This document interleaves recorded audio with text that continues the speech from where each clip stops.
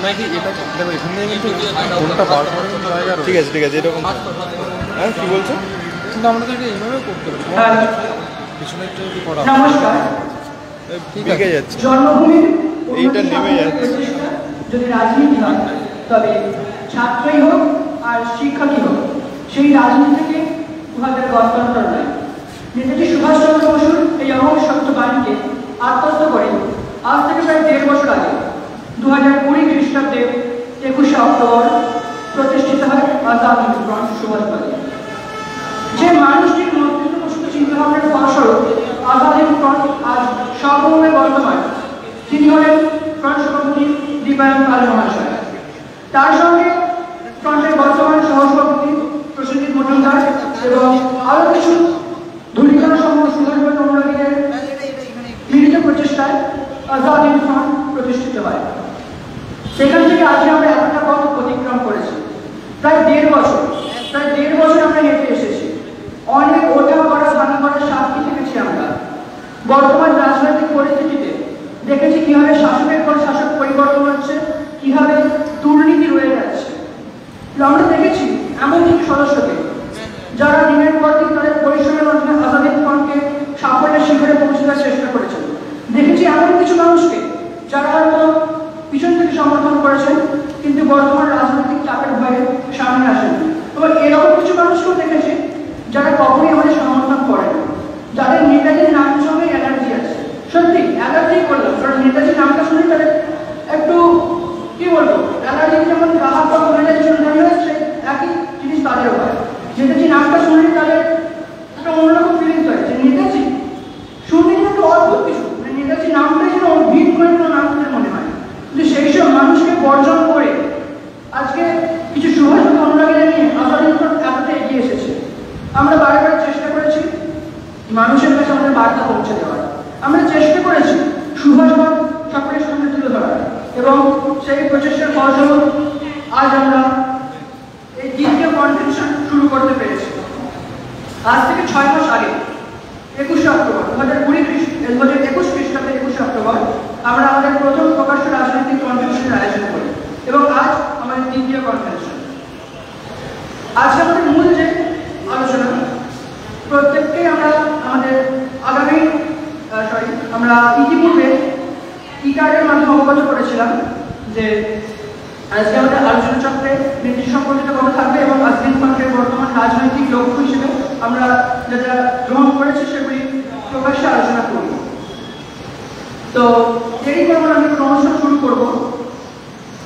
তার আগে কিছু কথা বলে রাখি যে আজকে আমাদের যে অনুষ্ঠান মূলত নেতাজিকে নিয়ে আলোচনা চক্র, এবং গত 14ই এপ্রিল ছিল মহিলা বিজয় দিবস, অর্থাৎ যেদিন 1944 খ্রিস্টাব্দের 14ই এপ্রিল নেতাজি সুভাষচন্দ্র বসুর নেতৃত্বে আজাদ হিন্দ বাহিনী কর্নেল শওকত মালিকের নেতৃত্বে ভারতবর্ষের মণিপুরের রাজধানী ইম্ফল থেকে কিয়ত দূরে মৈরাং কান্দায় ভারতের প্রথম জাতীয় পতাকা উত্তোলন করে। সেই দিনটিকে স্মরণে রেখে আজকে আমরা অনুষ্ঠানটা করছি 17ই এপ্রিল।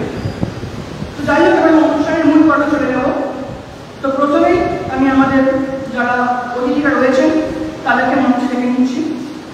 সর্বপ্রথমে আমি ডেকে নেব কলকাতার বিশিষ্ট শিক্ষক শ্রী দেবাশিস পাল মহাশয়কে, তাকে আমি মঞ্চে ডেকে নিচ্ছি, এবং সেই সঙ্গে যারা আমাদের দায়িত্বে রয়েছেন তাদেরকে অনুরোধ করব উত্তরীয় ব্যাচ এবং বাকি সরঞ্জামগুলি তৈরি রাখতে। এবার আমরা অতিথিদের সংবর্ধনা দেব। ধন্যবাদ। দেবাশিসকে মঞ্চে ডেকে নিচ্ছি।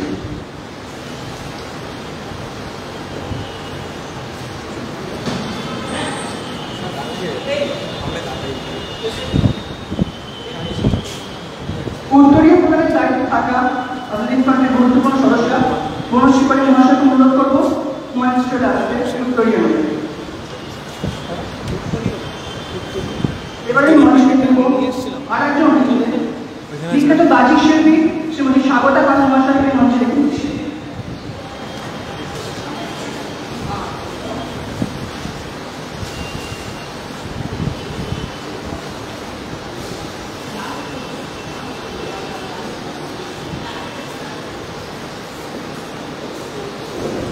যাই হোক, আমরা অতিথিদেরকে মঞ্চে ডেকে নিচ্ছি, তারা উপস্থিত হয়েছে।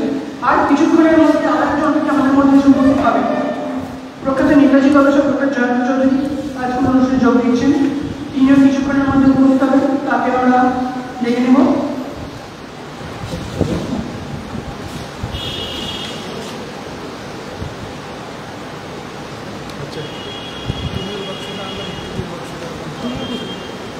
বাক্স ভরে নিয়েছে উত্তরীয় বাক্স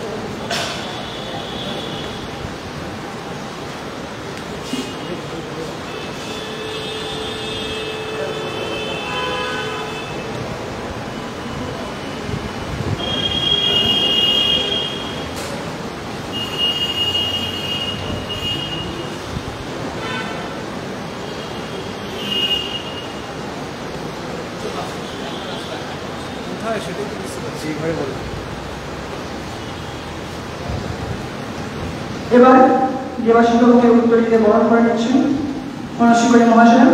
আমি দেবাশিক্ষককে টেবিলের সামনে থেকে আসার জন্য অনুরোধ করছি।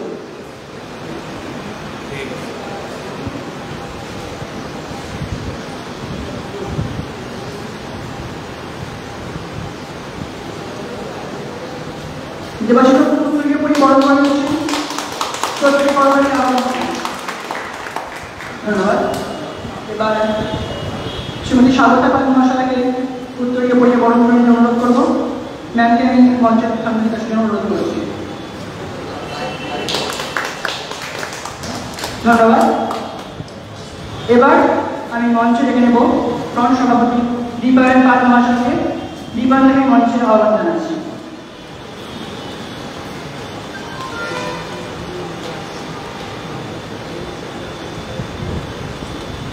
এবার আমি মঞ্চে ডেকে নেব অতদিন ফ্রন্টের সাধারণ সম্পাদক মিনাক্ষী শেখর ভূঁইয়া মহাশয়কে। মিনাক্ষী মঞ্চে ডেকে নিয়েছি।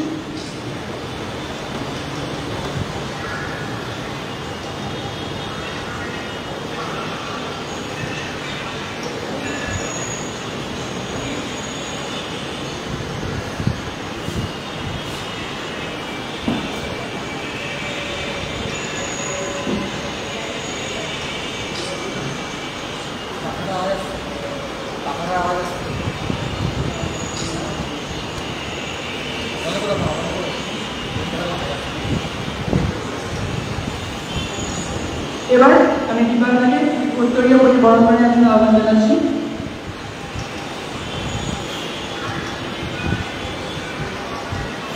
ফ্রন্ট সভাপতি দীপায়ন পাল মহাশয়কে উত্তরীয় পরি বরণ করে নিচ্ছেন করে মহাশয়।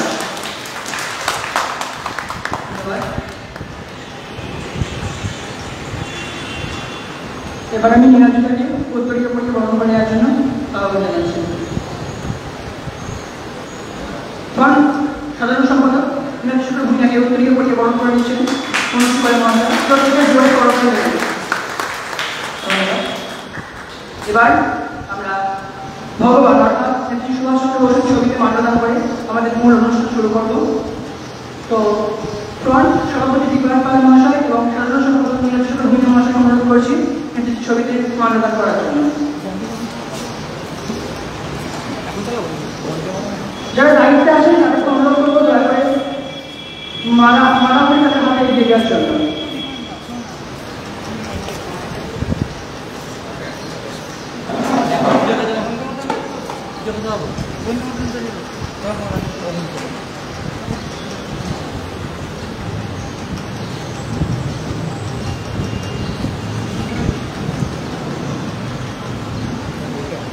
ভগবানের ছবিতে মাল্যদান করছেন থেকে জোর করা হয়।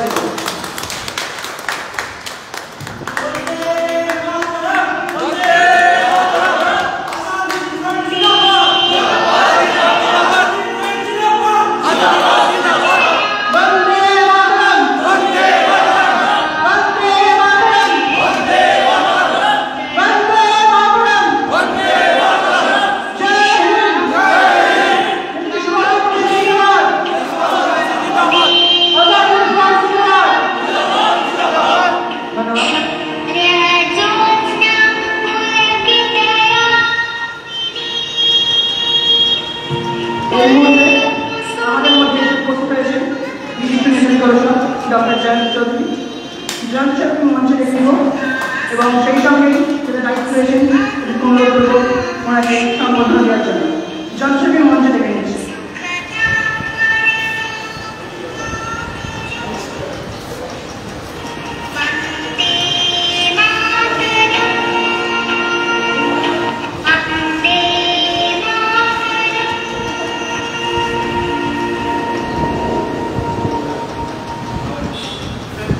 ভগবানের ছবিতে মাল্যদান করছেন বিশিষ্ট নেতৃত্ব গবেষক ডক্টর জয়ন্ত চৌধুরী। প্রত্যেকে জয় করতালি দেবেন। নেতাজি সুভাষচন্দ্র বসু জিন্দাবাদ। নেতাজি সুভাষচন্দ্র বসু জিন্দাবাদ। জয় হিন্দ। বন্দে মাতরম। ভারত মাতা কি জয়। ভারত মাতা কি জয়।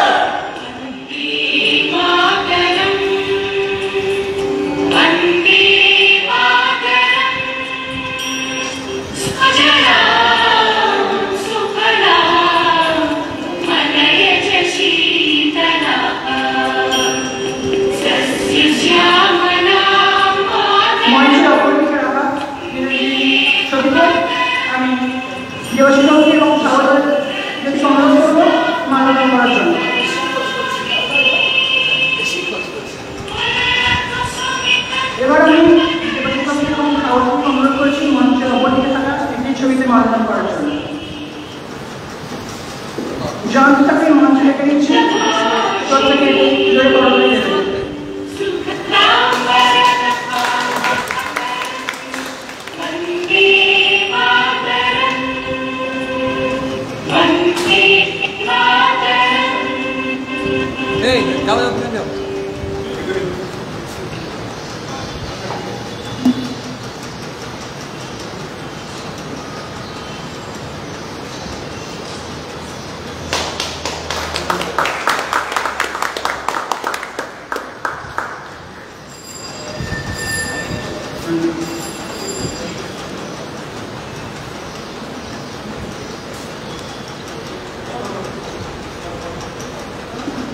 এবার আমি সাধারণ সম্পাদক নির্দেশকের ভূমিকা অনুরোধ করবো নেতাজির ছবিতে পুষ্পার্ঘ্য অর্পণ করার জন্য।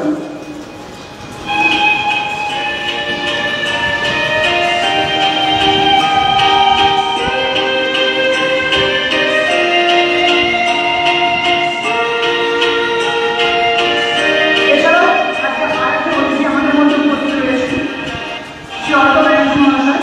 তিনি অর্থব্যয় অনুরোধ করেছি নেতাজির ছবিতে পুষ্পার্ঘ্য অর্পণ করার জন্য।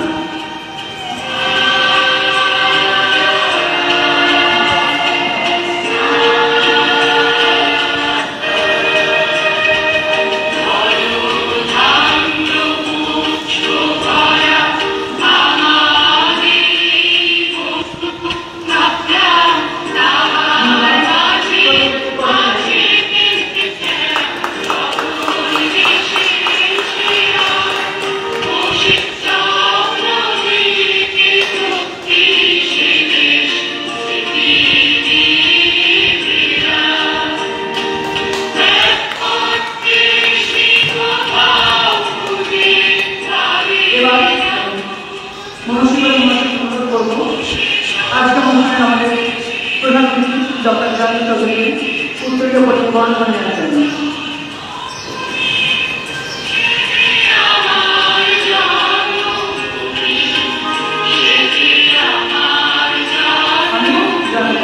মঞ্চের সামনে অনুরোধ করছি।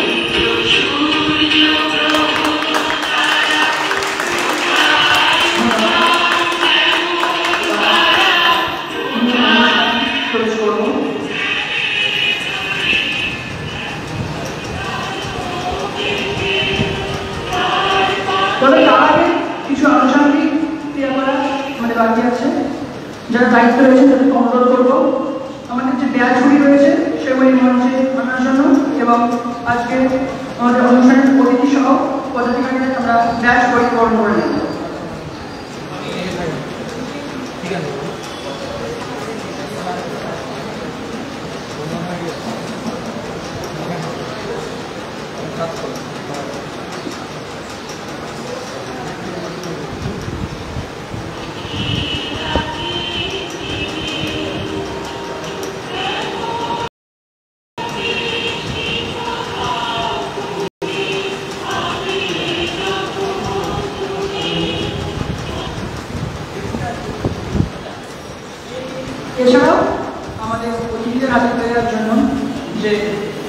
ভগবানের ছবিগুলি আমরা প্রস্তুত করেছি, যারা দায়িত্বে আছেন তাদের অনুরোধ করব ছবিগুলি মনোযোগ দিয়ে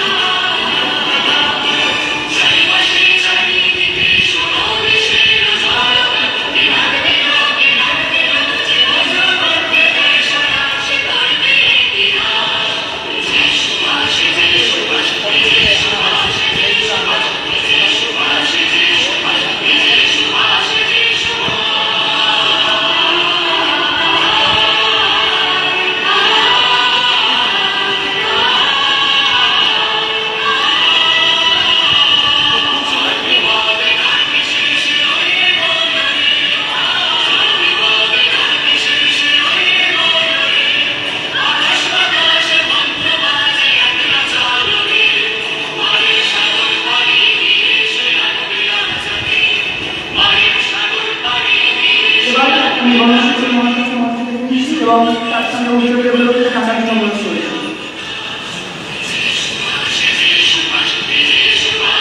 এছাড়াও অনুষঙ্গ আমি করেছি আমার সাথে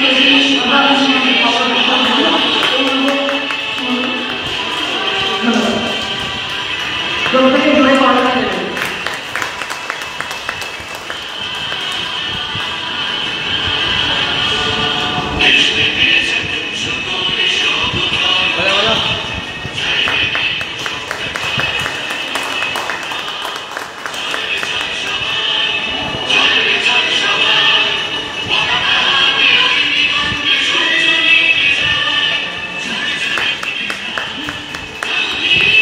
ধন্যবাদ।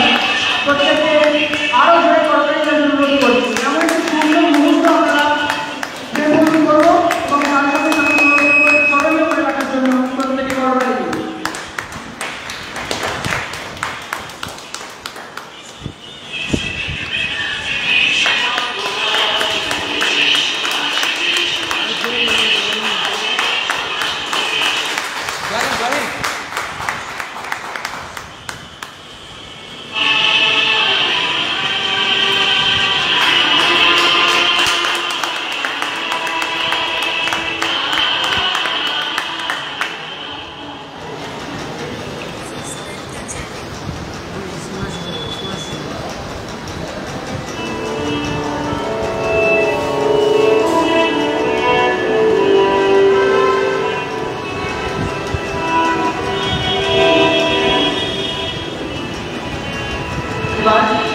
আগামী সরকারের তরফ থেকে এটি সত্য উপহার আজকে আমরা অনুষ্ঠানে প্রধান ডক্টর জাতীয় তুলে দেব।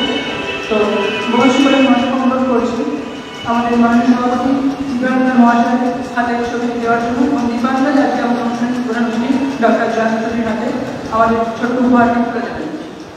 ভগবানের সুন্দর বাঁধানো আলোকচিত্র।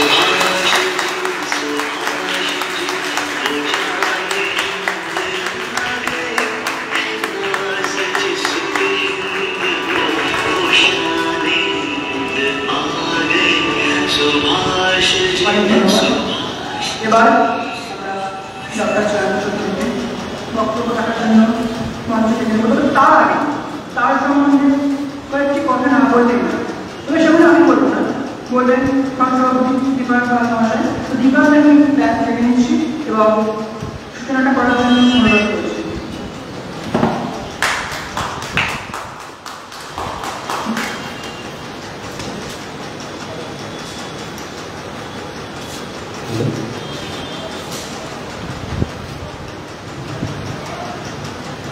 নমস্কার প্রত্যেককে। হ্যালো, আমার আনুষ্ঠানিক বক্তব্য আমি আরো বেশ কিছুটা সময় নিয়ে পরে প্রকাশ করব আপনাদের সামনে।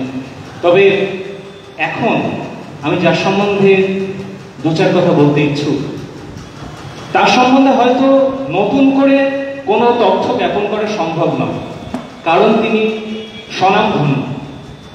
নেতাজি গবেষণা বলতেই সমগ্র ভারতবর্ষে এক ডাকে যার নাম উচ্চারিত হয় তিনি হলেন রাষ্ট্রপতি পুরস্কারপ্রাপ্ত ডক্টর জয়ন্ত চৌধুরী। এগুলো হচ্ছে পোশাকি কথা। পোশাকি কথা হয়তো জয়ন্তদার সম্বন্ধে অনেকেই বলে, কিন্তু ব্যক্তিগতভাবে জয়ন্তদার সঙ্গে আমার যে সম্পর্ক, সেখানে প্রথম দিন থেকে দেখেছি যে ভ্রাতৃপ্রতিম স্নেহ কারোর থেকে পেলে সেই আনন্দের স্পর্শ কিভাবে অনুভূত হয়। সুতরাং জয়ন্তদার সঙ্গে যতবারই আমার কথা হয়েছে, সেটা রাজনৈতিক বিষয় নিয়ে হোক বা নেতাজি গবেষণা সংক্রান্ত, সমস্ত ক্ষেত্রেই কিন্তু দাদা ভাইয়ের ঐকান্তিক নৈকট্যপূর্ণ সৌহার্দ্য বজায় থেকেছে। বিষয়টা এরকম কখনোই দাঁড়ায়নি যে একজন রাষ্ট্রপতি পুরস্কারপ্রাপ্ত নেতাজি গবেষকের সঙ্গে আজাদ হিন্দ ফ্রন্টের সভাপতি কথা বলছে। বিষয়টা এরকমই দাঁড়িয়েছে সব সময় সর্বক্ষণ যে একজন দাদা তার ভাইকে পরামর্শ দিচ্ছে। সুতরাং আমি প্রত্যেক অনুষ্ঠানে চেষ্টা করি জয়ন্তদাকে আনতে, কারণ জয়ন্তদা আমার কাছে শুধুই একজন নেতাজি গবেষক নন, একজন অত্যন্ত প্রিয় মানুষ, যার কাছে নেতাজি সম্পর্কে বহু তথ্য তো আমরা পেয়েই থাকি, উপরন্তু আশীর্বাদ স্বরূপ আমরা সেই প্রজ্জ্বল স্নেহ প্রাপ্ত হই। গত 21শে অক্টোবরে জয়ন্তদা আমাদের রাজনৈতিক সমাবেশে উপস্থিত ছিলেন, এবারও তার ব্যতিক্রম হয়নি, এবং এখন জয়ন্তদা নিজস্ব বক্তব্য রাখবেন।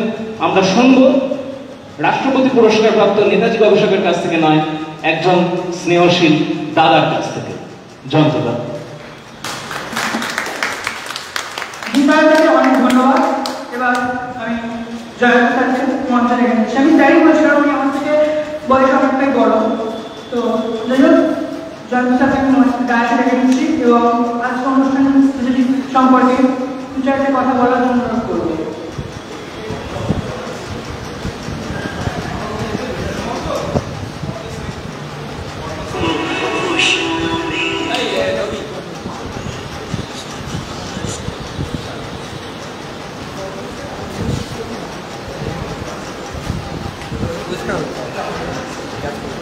শোনা যাচ্ছে? জয় হিন্দ। জয় হিন্দ। নমস্কার। আমার মঞ্চ উপস্থিত দীপায়ন, আজাদ হিন্দ ফ্রন্টের সভাপতি, নীলাদ্রি, অনিশ, আর বিশিষ্ট অতিথি দেবাশিস বাবু, সারদা ম্যাডাম, এবং আমার সবার নামগুলো তো মনে নেই, আমার মুখগুলো সবার চেনা, খুব পরিচিত অর্ক, আমার খুব স্নেহের, আমাদের সব লড়াইয়ের সঙ্গী। হয়তো আমাদের সংখ্যায় কম আছে, আমি 14 তারিখে এখানেই এসেছিলাম এই মঞ্চে, অনেক মানুষ ছিলেন সেটা, কিন্তু সেখানে আমরা তরুণদের মুখটা কম দেখেছিলাম, কিন্তু আমরা এখানে দেখতে পাচ্ছি তরুণ ভাই বোনদের সংখ্যা অনেক বেশি। এবং আগামী দিনের পথ চলার জন্য আজাদ হিন্দ ফ্রন্টের কাছে আমার কয়েকটা নিবেদন থাকবে। তারপর নেতাজি প্রসঙ্গে তো আসবই। প্রথমেই বলে নিই, আমি রাষ্ট্রপতি পুরস্কার প্রাপ্ত নই।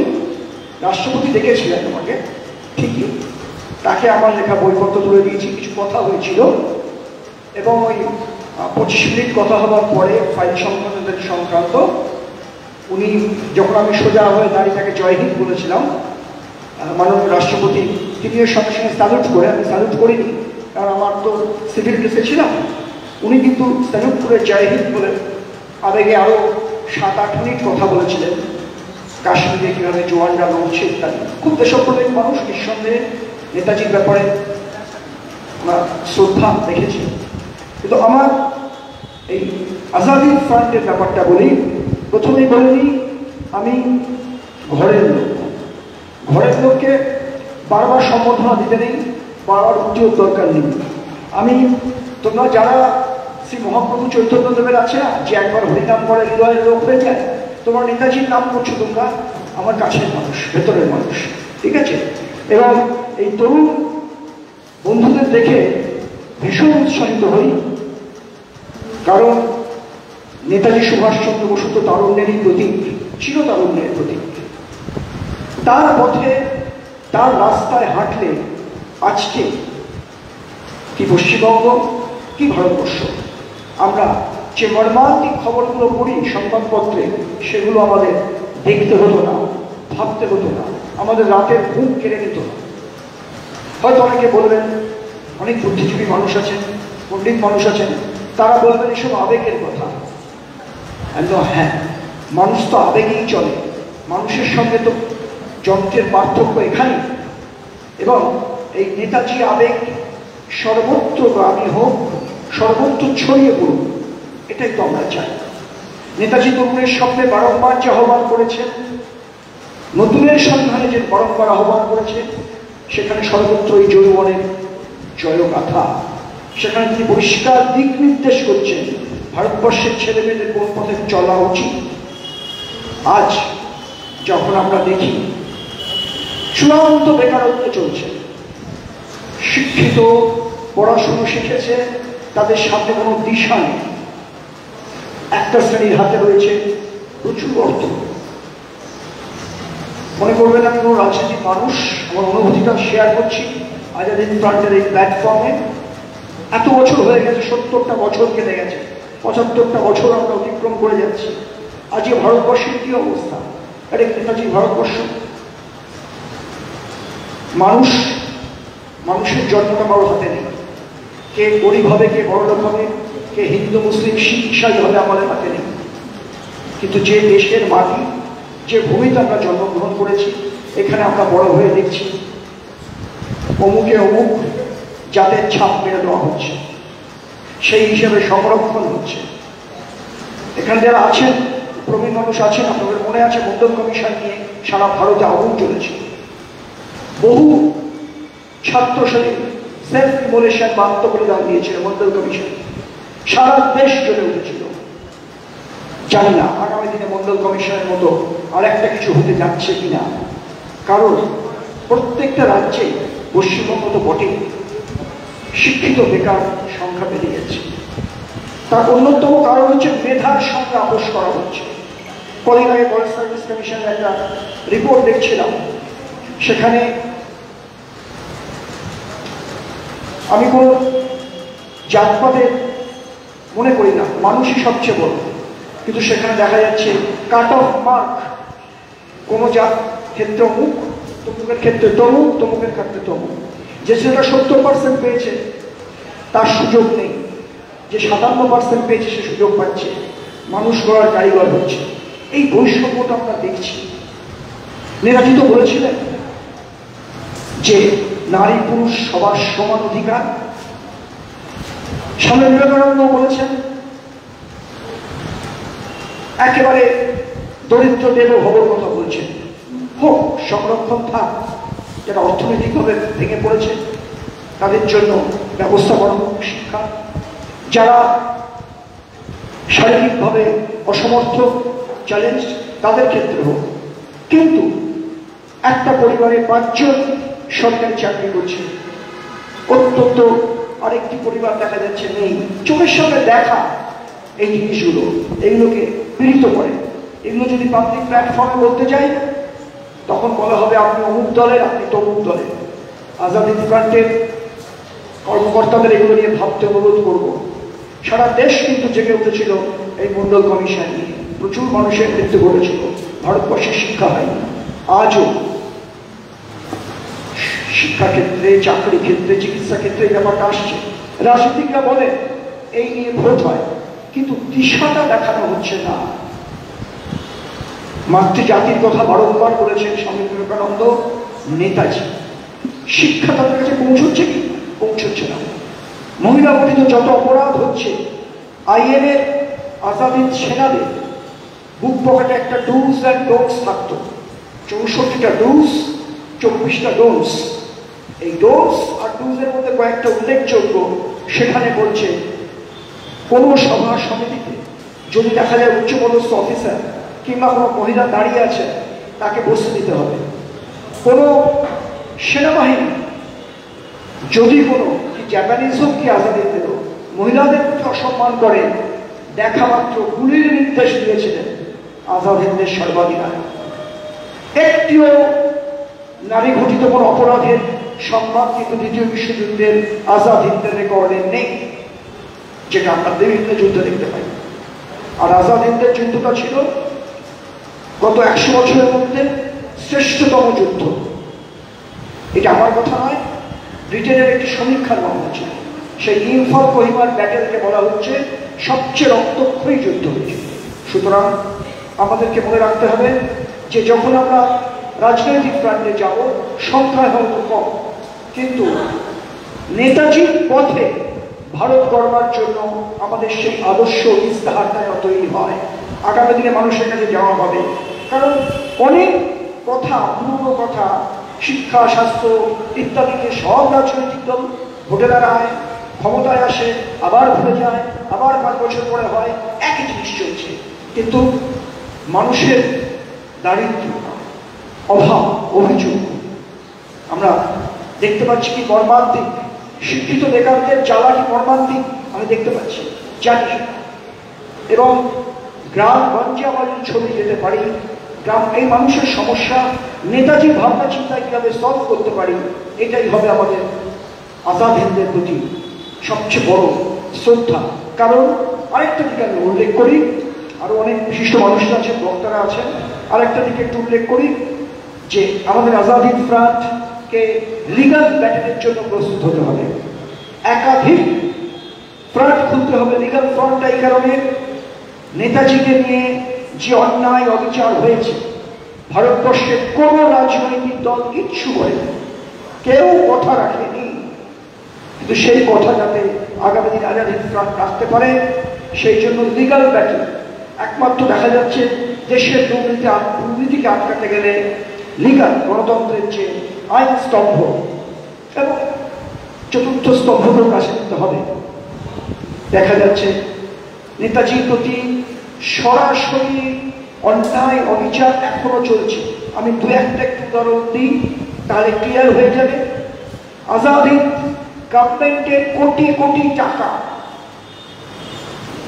কোটি কোটি অর্থ সম্পদ ব্যক্তিগত অ্যাকাউন্টে খণ্ডিত ভারতের প্রধানমন্ত্রী রেখেছিলেন, কোনো বিচার হয়নি। যদি দিল্লির ন্যাশনাল মিউজিয়ামে দেখা যায়, একতলায় একটা ছোট বাক্স আছে, 78 সালে খোলা হয়েছে, সেখানে কিছু ভাঙাচোরা সোনার গয়না গয়না পড়ে রয়েছে। বলা হচ্ছে এইটা নাকি প্লেন ভেঙে পড়েছিল, সেই জিনিসগুলো রাখা হয়েছে। আসলে তা না। নেতাজি সুভাষচন্দ্র বসুকে একদা বস্যি ওজন করা হয়েছিল। দক্ষিণ পূর্ব এশিয়ার সাধারণ মানুষ রত্ন গয়না সমস্ত দিয়েছিল, সোনার গয়না, দামি না, স্টোন ইত্যাদি। সেইগুলোকে যখন ইয়ারাপ্পা কারে করে যাচ্ছিলেন জিপে এক জায়গা থেকে আরেক জায়গায় নেতাজির নির্দেশে, তখন এক বিশ্বাসঘাতক ব্রিটিশের সঙ্গে বোমা মারে ইয়ারাপ্পার গাড়িতে, আগুন ধরে যায় ইয়ারাপ্পার জিপে, অজস্র গয়না রামমূর্তি নিয়ে নেয়, সেই টাকা অর্থ দিল্লিতে চলে আসে, পোড়া জিনিসগুলোকে রেখে দেওয়া হয়েছিল। তার 19 বার অথেন্টিক মৃত্যু, 19 বার তাকে হত্যা করা হয়েছে। শুধু তাই নয়, তার যে চূড়ান্ত চরিত্র হনন করা করছে প্রতিটি রাজনৈতিক দল, হাতে টাটকা নথি থাকা সত্ত্বেও। তার কারণ নেতাজি সুভাষচন্দ্র বসু এখনো ওভার ক্রিমিনাল। যারা বলেন নয়, অনেক গবেষক লেখক অনেক কথা বলে বেড়ান। জার্মানিদের সঙ্গে ফ্যাসিস্টদের লিস্টে বোস সুভাষচন্দ্র এখনো আছে। একটা দাবিদার বসুবাড়ির পরিবারের সঙ্গে সঙ্গে থাকা, মূল স্রোতে ভেসে বেড়ানো, এই প্রবণতা নেতাজি অনুরাগীদেরকে বিভ্রান্ত করছে। অনুরোধ করব যাতে সেই বিভ্রান্তির পথে আজাদ হিন্দ ফ্রন্ট না কখনো পা দেয়, না ভেসে যায়। কারণ বহু এক সময় দেখেছি তাদের নেতাজি নিয়ে চর্চা করতে, অনেক সত্য কথা বলতেন। পরবর্তীকালে দেখা যাচ্ছে সেই দাবিদার পরিবার কোনো একটা রাজনৈতিক দলে চলে গেছেন। রাজনীতি করা অন্যায় নয়, নেতাজিও তো রাজনৈতিক মানুষ ছিলেন, কিন্তু সেই রাজনীতিটা যেন সৎ পথে হয়, মানুষের স্বার্থে হয়, ব্যক্তি স্বার্থে না হয়, এটাই অনুরোধ। আর বৈপ্লবিক কার্যকলাপ হবে এই তরুণদের প্রতি আমি শ্রদ্ধা জানাই, কারণ নেতাজি কিন্তু তরুণদের, ছাত্র সমাজকে শ্রদ্ধা করতেন। তাই আমি দীপায়ন দেবার আগে আরেকবার একটু সেই স্বদেশী মন্ত্রটা উচ্চারণ করি, যে মন্ত্রে হাজার হাজার আদমি সৈনিক তার বুকের রক্তে, তাজা রক্তের ফল পরিমাণ মাটি ভিজিয়ে দিয়েছিল। আমরা বলি জয় হিন্দ, জয় হিন্দ, জয় হিন্দ।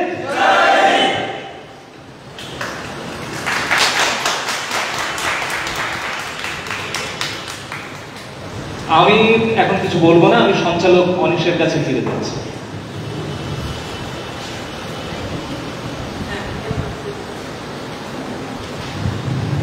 ডক্টর জয়ন্ত চৌধুরীকে অনেক ধন্যবাদ।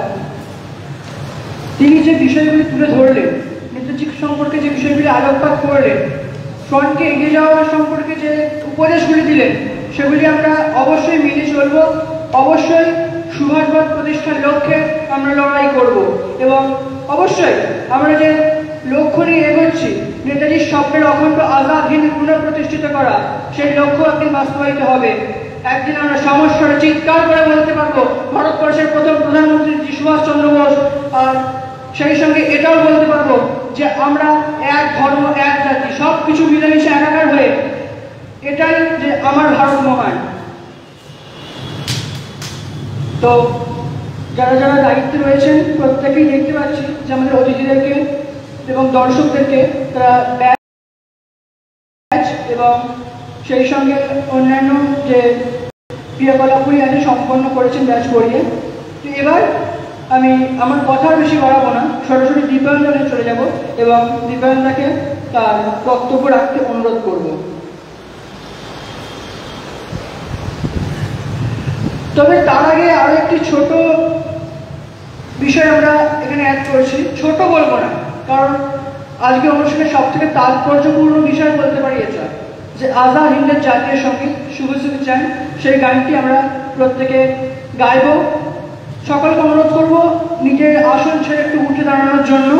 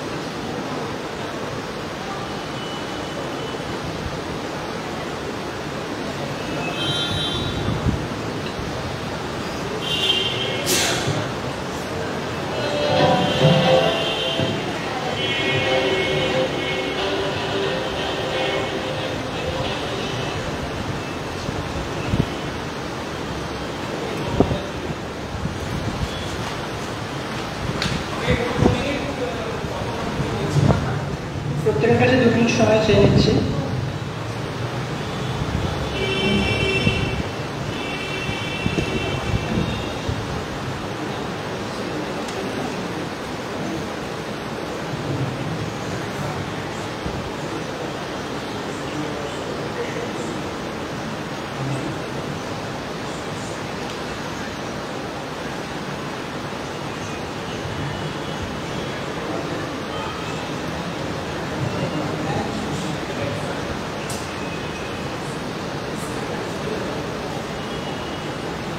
Ready?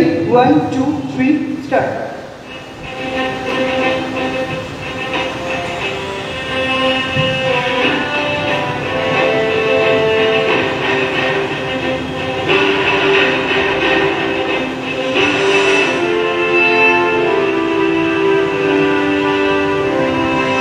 शुभ सुख चैन की बरखा बरसे, भारत भाग है जागा। पंजाब सिंध गुजरात मराठा, द्राविड़ उत्कल बंगा। चंचल सागर विंध्य हिमालय, नीला यमुना गंगा। तेरे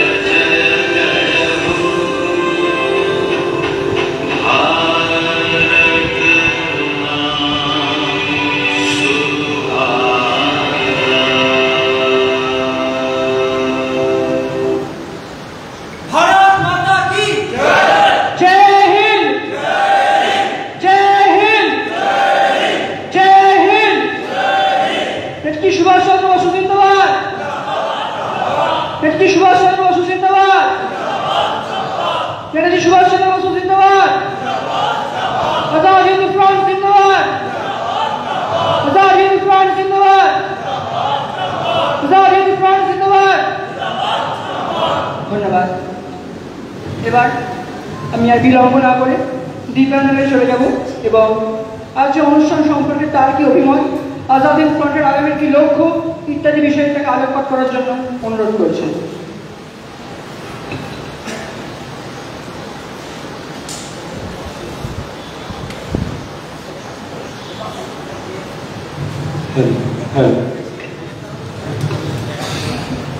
নমস্কার। আজকে যারা দর্শক আসনে উপবিষ্ট আছেন, সর্বপ্রথম তাদের আজাদ হিন্দ ফ্রন্টের সভাপতি হিসেবে আন্তরিক শুভেচ্ছা এবং বৈপ্লবিক ও জাতীয়তাবাদী অভিবাদন জ্ঞাপন করি। আর মঞ্চে আমার যে সুহৃদরা বসে আছেন তাদেরকে ঐকান্তিক বিনম্র শ্রদ্ধা জ্ঞাপন করছি। আজকে আমরা যে কারণে সমবেত হয়েছি এখানে, তার মূল তাৎপর্য ঠিক কোনখানে? আমি এই কথাটা বহুবার বলেছি, আগেও বলেছি, আজকেও বলবো, ভবিষ্যতেও বলবো, যতদিন না আজাদ হিন্দ ফ্রন্ট তার চূড়ান্ত লক্ষ্যে জয়যুক্ত হয়। সে কথাটা হচ্ছে, আজাদ হিন্দ ফ্রন্ট কোনো ব্যাঙের ছাতার মতো এনজিও নয়। আজাদ হিন্দ ফ্রন্ট কোনো নামহীন গোত্র নয়। আজাদ হিন্দ ফ্রন্ট বিপ্লবের সমার্থক। আজাদ হিন্দ ফ্রন্ট একমাত্র নেতাজীপন্থী বৈপ্লবিক কোট আনকোট রাজনৈতিক সংগঠন। ভারতে বর্তমানে দেখা যায় বহু মানুষ আছেন, আমাদের বন্ধুবর্গের মধ্যেও এরকম বহু ব্যক্তি ছড়িয়ে আছেন যাদের রাজনীতি শব্দটা শুনলেই হৃদকম্প শুরু হয়। তাদের আমরা খুব একটা দোষ দিতে পারি না, তার কারণ রাজনীতির নামে আজকাল যা হয়ে থাকে, যে চিত্র আমরা ক্রমান্বয়ে প্রত্যক্ষ করছি, বহু মানুষ দলীয় ভাবনা চিন্তা না করে সেই অপরাজনীতিটিকে রাজনীতির সংজ্ঞা হিসেবে দোষিত করেন। দোষটা তাদের নয়, দোষটা বর্তমান আর্থসামাজিক পরিস্থিতি। তাই আমরা প্রথমেই এই কথা বলতে চাই যে আমাদের কাছে, আজাদ হিন্দ ফ্রন্টের কাছে, আজাদ হিন্দ ফ্রন্টের প্রত্যেক কর্মীর কাছে রাজনীতির মূল অর্থ সমাজ সেবার একটি বিশেষ সংঘবদ্ধ রূপ। রাজনীতি এছাড়া আর কিছুই নয়। রাজনীতি আমাদের কাছে সমাজ পরিবর্তনের নামান্তর। আর তাই আজাদ হিন্দ ফ্রন্টকে পুরোদস্তুর রাজনৈতিক সংগঠন হিসেবেই আমি এবং আমার সতীর্থবৃন্দ তৈরি করেছেন। আজাদ হিন্দ ফ্রন্ট যদি কোনো অরাজনৈতিক সংগঠন হিসেবে থেকে যেত, তাহলে হয়তো আরো বহু মানুষের সমাগম হতো আজকে, কিংবা আমরা যে ধরনের সমাবেশ আয়োজন করে থাকি সেই সমাবেশেও বহু মানুষ স্বতঃস্ফূর্তভাবে আসতেন। কারণ রাজনীতির ছোঁয়াচ বাঁচিয়ে বহু মানুষ এগিয়ে আসতে চান, কিন্তু আমরা সে পথ বেছে নিই। আমি আমার সকল কর্মীদের এ কথাই বলতে চাই যে আমরা যে পথ বেছে নিয়েছি তা অত্যন্ত দুর্গম। আমরা যে পথ বেছে নিয়েছি তার প্রতি পদক্ষেপে ত্যাগ, তিতিক্ষা, অত্যাচারের সাময়িক বাস্তবতা লুকিয়ে আছে। আর আমরা যে পথ বেছে নিয়েছি তা বিরোধী রাজনৈতিক লুম্পেন সংস্কৃতি আমাদের ওপর আঘাত নেমে আসার প্রতিনিয়ত এক সম্ভাবনা তৈরি করে। সুতরাং আজকে আমাদের সমাবেশে লোক সংখ্যা যতই কম হোক না কেন, এ বিষয়ে হতাশ হওয়ার কিছু নেই, এ বিষয়ে হতোদ্যম হওয়ার কিছু নেই। তার কারণ বর্তমানে যে সমাজ ব্যবস্থার মধ্য দিয়ে আমরা চলছি, সেখানে সমাজ বিপ্লবের কথা বলা, বিপ্লব প্রসঙ্গে সদর্থক কথা বলা, সর্বোপরি নেতাজি সুভাষচন্দ্র বসুর আদর্শে পথ চলাটা অপরাধ। বর্তমান সমাজ ব্যবস্থায়, আমি যদি খুব প্রিসাইজলি বলি, পশ্চিমবঙ্গের বর্তমান সমাজ ব্যবস্থায় যারা উৎকোচ গ্রহণ করবেন, যারা প্রতিনিয়ত সন্ত্রাস সৃষ্টি করবেন, যারা নকুলদানার কথা বলবেন, যারা হাত পা ভেঙে দেওয়ার সুচিন্তিত মন্তব্য করবেন, তারাই সমাজের সম্পদ হিসেবে পরিগণিত হয়ে চলেছে। একের পর এক ভোট আসছে এবং সেই ভোটে দেখা যাচ্ছে যে জনগণের ইচ্ছার কোন রকম কোনো প্রতিফলন প্রত্যক্ষ করা যাচ্ছে না। গতকাল আমরা দেখতে পেয়েছি দুটো বিধানসভায় উপনির্বাচন হয়েছে। সেই দুটি বিধানসভার উপনির্বাচনে বর্তমান শাসক দল বিপুল ভোটে জয়ী হয়েছে। তাহলে আমরা কি ধরে নেব? আমরা কি এটাই ধরে নেব যে বাগদুই থেকে হাঁসখালি একের পর এক যে গণধর্ষণের ঘটনা ঘটছে বর্তমান শাসকের আমলে, এবং মাননীয় মুখ্যমন্ত্রী নির্লজ্জের মতো, মাফ করবেন আমাকে, কোন মহিলা সম্পর্কে আমাকে এ ধরনের বিশেষণ প্রয়োগ করতে হচ্ছে, কিন্তু নির্লজ্জ ছাড়া অন্য কোনো বিশেষণ তার সম্পর্কে প্রয়োগ করতে আমি অক্ষম। একের পর এক ধর্ষণের ঘটনা ঘটছে, মাননীয় মুখ্যমন্ত্রী একের পর এক ঘটনায় তার দলের সমর্থন করে যাচ্ছেন নির্লজ্জভাবে। তাহলে আমরা কি ধরে নিতে পারি? বালিগঞ্জ এবং আসানসোলের মানুষ সেই ধর্ষকদের সমর্থন করেছেন? বালিগঞ্জ এবং আসানসোলের মানুষ অনুব্রত মণ্ডলের সমর্থক? বিষয়টা তা নয়। প্রত্যেকটি নির্বাচনে ইদানিংকালে যা দেখা যাচ্ছে তা হল তৃণমূল কংগ্রেসের কোনো বিরোধী শক্তি পশ্চিমবঙ্গে নেই। আর একথা আপনারা প্রত্যেকেই জানেন যে রাজনীতিতে শূন্যস্থান বলে কিছু হয় না। তৃণমূল কংগ্রেসের যখন বিরোধী কোনো শক্তি নেই তখন মানুষ না পারতে তাদেরকে ভোট দিচ্ছেন, কারণ তাদের যারা বিরোধী আছেন তারা তৃণমূল কংগ্রেসের থেকেও নিকৃষ্ট। সুতরাং এই হচ্ছে পরিস্থিতি। তাহলে আমাদের বর্তমানে কি কর্তব্য? আমাদের কি কোনো অরাজনৈতিক মঞ্চ গঠন করে শুধুমাত্র ওপর নেতাজির কথা বলে বা ফেসবুকে সারাদিন ধরে নেতাজিকে নিয়ে চর্চা করেই আমাদের দায়িত্ব শেষ হয়ে যায়? আমরা তা মনে করি না।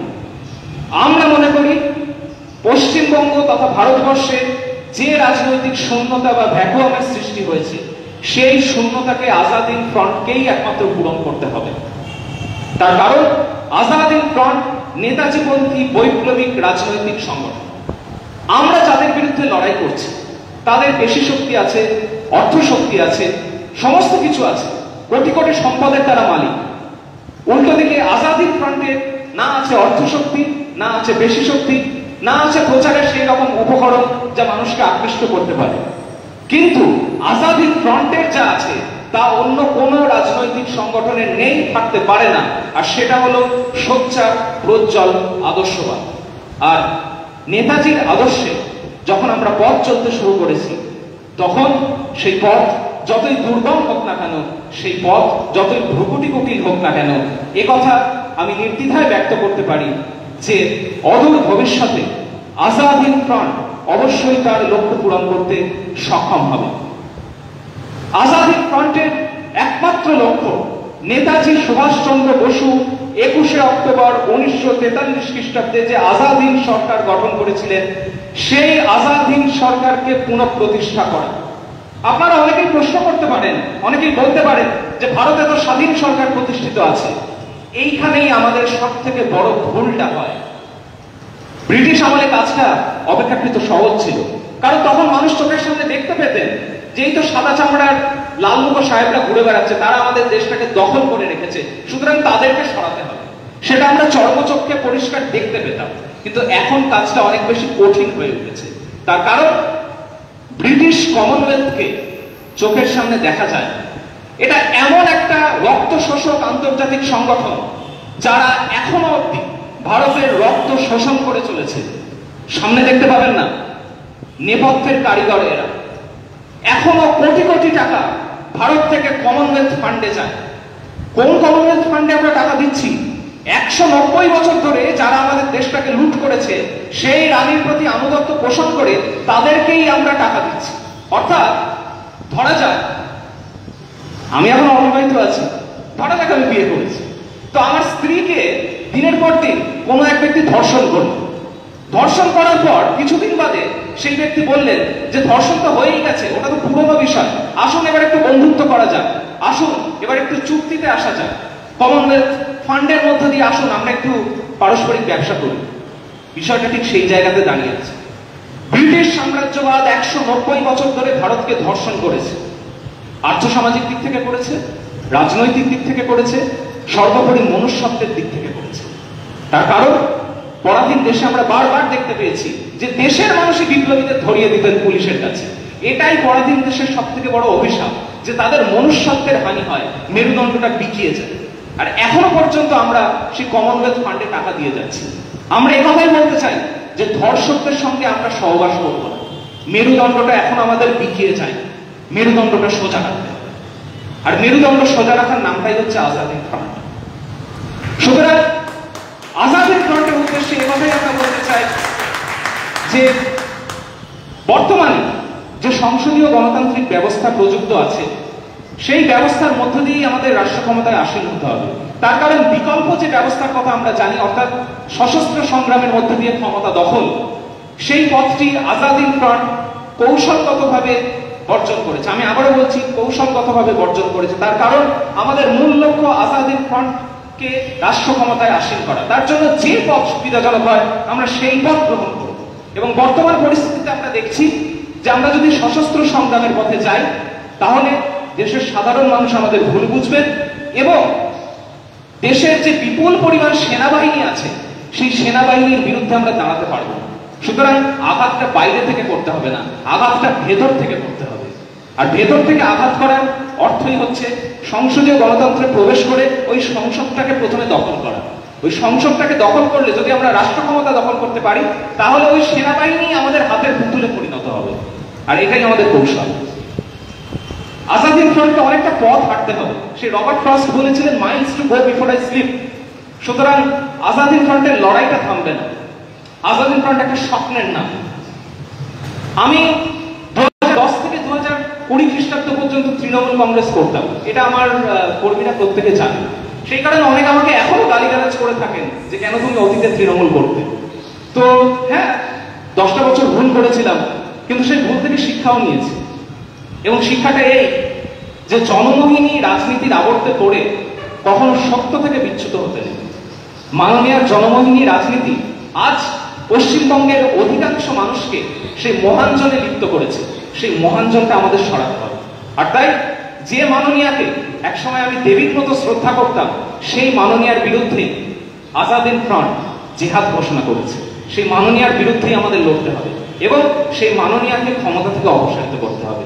তার প্রতি পরিপূর্ণ শ্রদ্ধা বজায় রেখে তার ভ্রান্ত রাজনীতিকে পশ্চিমবঙ্গ থেকে চিরতরে নির্মূল করতে হবে। এবং সর্বোপরি আবারও বলছি, ভারতের রাষ্ট্র ক্ষমতায় আজাদ হিন্দ ফ্রন্টকে আসতে হবে।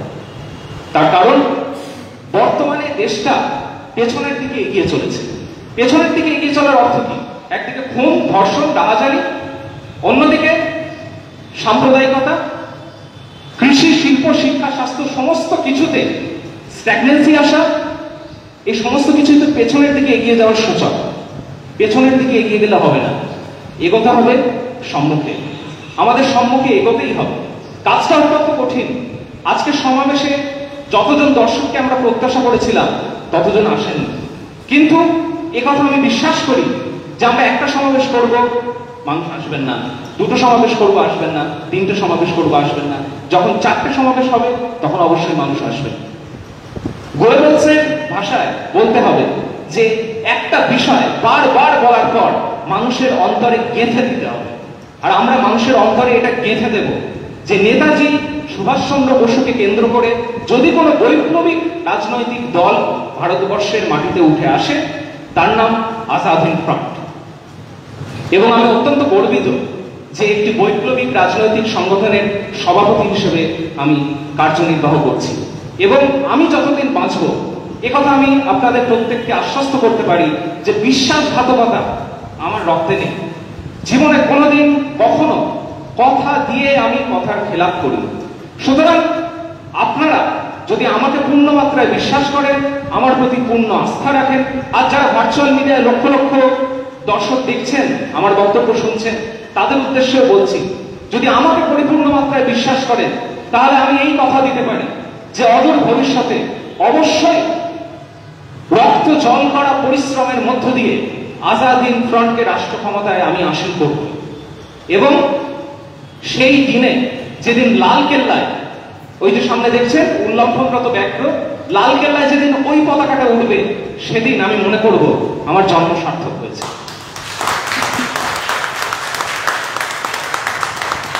আর আমাকে যারা চেনেন তারা জানেন, অনেকে ঠাট্টাই আর কি করে বলে থাকেন যে আমি খুব একটা সোজা মানুষ নই। তার কারণ সোজা কথাটা আমি আবার অনেক সময় সোজাভাবেই বলি, বেঁকিয়ে চুরিয়ে বলতে পছন্দ করি না। সুতরাং এ কথা নির্দ্বিধায় বলছি যে আজাদ হিন্দ ফ্রন্টকে আমি এমনভাবে তৈরি করতে চাই যাতে আমরা যেমন মার খেতেও পারবো, প্রয়োজনে আমরা মার দিতেও পারবো। মার দেওয়াটা অত্যন্ত প্রয়োজন। ওই গান্ধীবাদী পিঠ পেতে মার খাওয়া, ওই ধরনের নপুংসক রাজনীতিতে আজাদ হিন্দ ফ্রন্ট বিশ্বাস করে না। সুতরাং আমি আমার কর্মীদের বলবো, যেখানে যেখানে আগামী দিনে তৃণমূল বিজেপির লুম্পেনরা মারতে আসবে, 10টা মার পিঠ পেতে খেলে পাল্টা 5টা মার ভালোভাবে দিয়ে দেবে, পালিশ করে দেবে। আমি আমার বক্তব্য আর প্রলম্বিত করবো না, শুধু এই কথাই বলতে চাই যে প্রত্যেকে আজাদ হিন্দ ফ্রন্টের সাথে থাকুন। এবং পরিশেষে একটা ঘোষণা আমি করব, সেটি হচ্ছে আগামী 15ই আগস্টে যে দিনটাকে আমরা কালো দিবস বলে মনে করি, যে দিনটি আসলে দেশভাগের অত্যন্ত পঙ্কিল অধ্যায়কে চিহ্নিত করে, সেই দিনটিতে মুর্শিদাবাদের বহরমপুরে আমাদের আজাদ হিন্দ ফ্রন্টের জেলা সমাবেশ অনুষ্ঠিত হবে। এবং আজাদ হিন্দ ফ্রন্টের অন্যতম একটি দাবি হচ্ছে অখণ্ড ভারত প্রতিষ্ঠা করা। কারণ খণ্ডিত ভারতের এই বিকৃত মানচিত্রকে আমরা চিরস্থায়ী সত্য বলে মান্যতা দিই না। সুতরাং 15ই আগস্টে আজাদ হিন্দ ফ্রন্টের বহরমপুর জেলা সমাবেশের মূল স্লোগান হবে অখণ্ড ভারত প্রতিষ্ঠা করো, দেশকে রক্ষা করো। এই স্লোগানটা আমি আজকেই বেঁধে দিই। আর বক্তব্য প্রলম্বিত করব না, পরবর্তী বক্তারা আছেন এবং আমার দলীয় সতীর্থরাও বক্তব্য রাখবেন। প্রত্যেকে আজাদ হিন্দ ফ্রন্টের সাথে থাকুন, নেতাজিপন্থী সমাজ বিপ্লবের শরিক হন। বলুন জয় হিন্দ, জয় হিন্দ, জয় হিন্দ। নেতাজি জিন্দাবাদ, নেতাজি জিন্দাবাদ, এইচএফ জিন্দাবাদ, এইচএফ জিন্দাবাদ। ধন্যবাদ।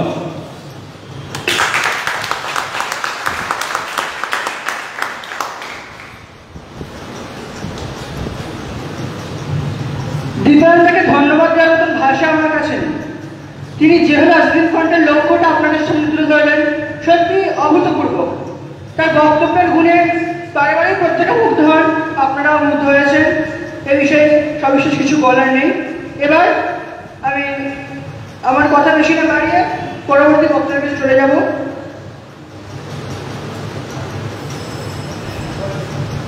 কারণ আমি পরবর্তী বক্তব্যের কাছে চলে যাবো, তবে তার আগে কয়েকটি কথা বলবো। দাদার কথারই পুনরাবৃত্তি করছি বলতে পারেন। তিনি যে কথাটা বললেন, বর্তমানে আমাদের কাছে অর্থশক্তি, পেশিশক্তি কিংবা রাজনৈতিক ক্ষমতা নেই। রাজনৈতিক ক্ষমতা নেই, কিন্তু আমাদের যেটি আছে সেটি হলো একটি প্রজ্জ্বল আদর্শ। নেতাজি সুভাষচন্দ্র বসুকে আমরা আদর্শ করে পাথেয় করে গুরু মেনে বলছি, সুতরাং আমাদের জয় নিশ্চিত। হয়তো সময় লাগবে, যেদিন লালকেল্লার মধ্যে আজাদ হিন্দ ফ্রন্ট আসীন থাকবে, যেদিন এই ব্যাঘ্র লাঞ্ছিত পতাকা দিল্লির মধ্যে উঠবে, লালকেল্লার উপরে এই পতাকা উড্ডীয়মান থাকবে, সেদিন হয়তো আমরা নাও থাকতে পারি, কিন্তু আমাদের পরবর্তী প্রজন্মরা, তখনকার তরুণ প্রজন্মরা সমস্যাটা চিৎকার করে বলবে, হ্যাঁ আজাদ হিন্দ ফ্রন্ট একদিন লড়েছিল, তাই আজকে আমরা এই জয় পেয়েছি, তাই আমরা স্বাধীন ভারতে বিচরণ করছি। এবার আপনাদের মনে হতে পারে স্বাধীন ভারত, তাহলে এখন কি ভারত স্বাধীন নয়? না, ভারতবর্ষ এখন স্বাধীন নয়, এখনো পরাধীন। দাদা যে কথাটি বললো, কমনওয়েলথ শৃঙ্খলে আমরা এখনো আবদ্ধ, আমরা এখনো পরাধীন। যদি স্বাধীন করতেই হয় তাহলে লড়তে হবে। হয়তো রক্তক্ষয়ী সংগ্রামের মধ্যে বর্তমানে লড়া সম্ভব নয়, তাই সংসদীয় গণতন্ত্রে প্রবেশ করে গণতন্ত্রকে নিজেদের অধিকারে এনে, সংসদকে নিজেদের দখলে এনে, তবেই আমরা আমাদের স্বাধীন সরকার প্রতিষ্ঠা করতে পারবো। এবং হয়তো সময় লাগবে, কিন্তু এগিয়ে যেতে হবে, লড়াই করতে হবে। আরো বক্তারা আছেন, আমি আমার কথা বিশেষ বাড়াবো না। এবার আমি চলে যাবো পরবর্তী বক্তাদের কাছে। তো এবার আমি মঞ্চের ডায়াসে ডেকে নেব আমাদের অনুষ্ঠানের আজকে অন্যতম প্রধান অতিথি স্বাগতা পাল মহাশয়কে, এবং আজকে অনুষ্ঠান সম্পর্কে এবং নেতাজি সম্পর্কে তাকে কিছু কথা বলার জন্য অনুরোধ করব। স্বাগতা ম্যামকে আমি ডায়াসে ডেকে নিচ্ছি।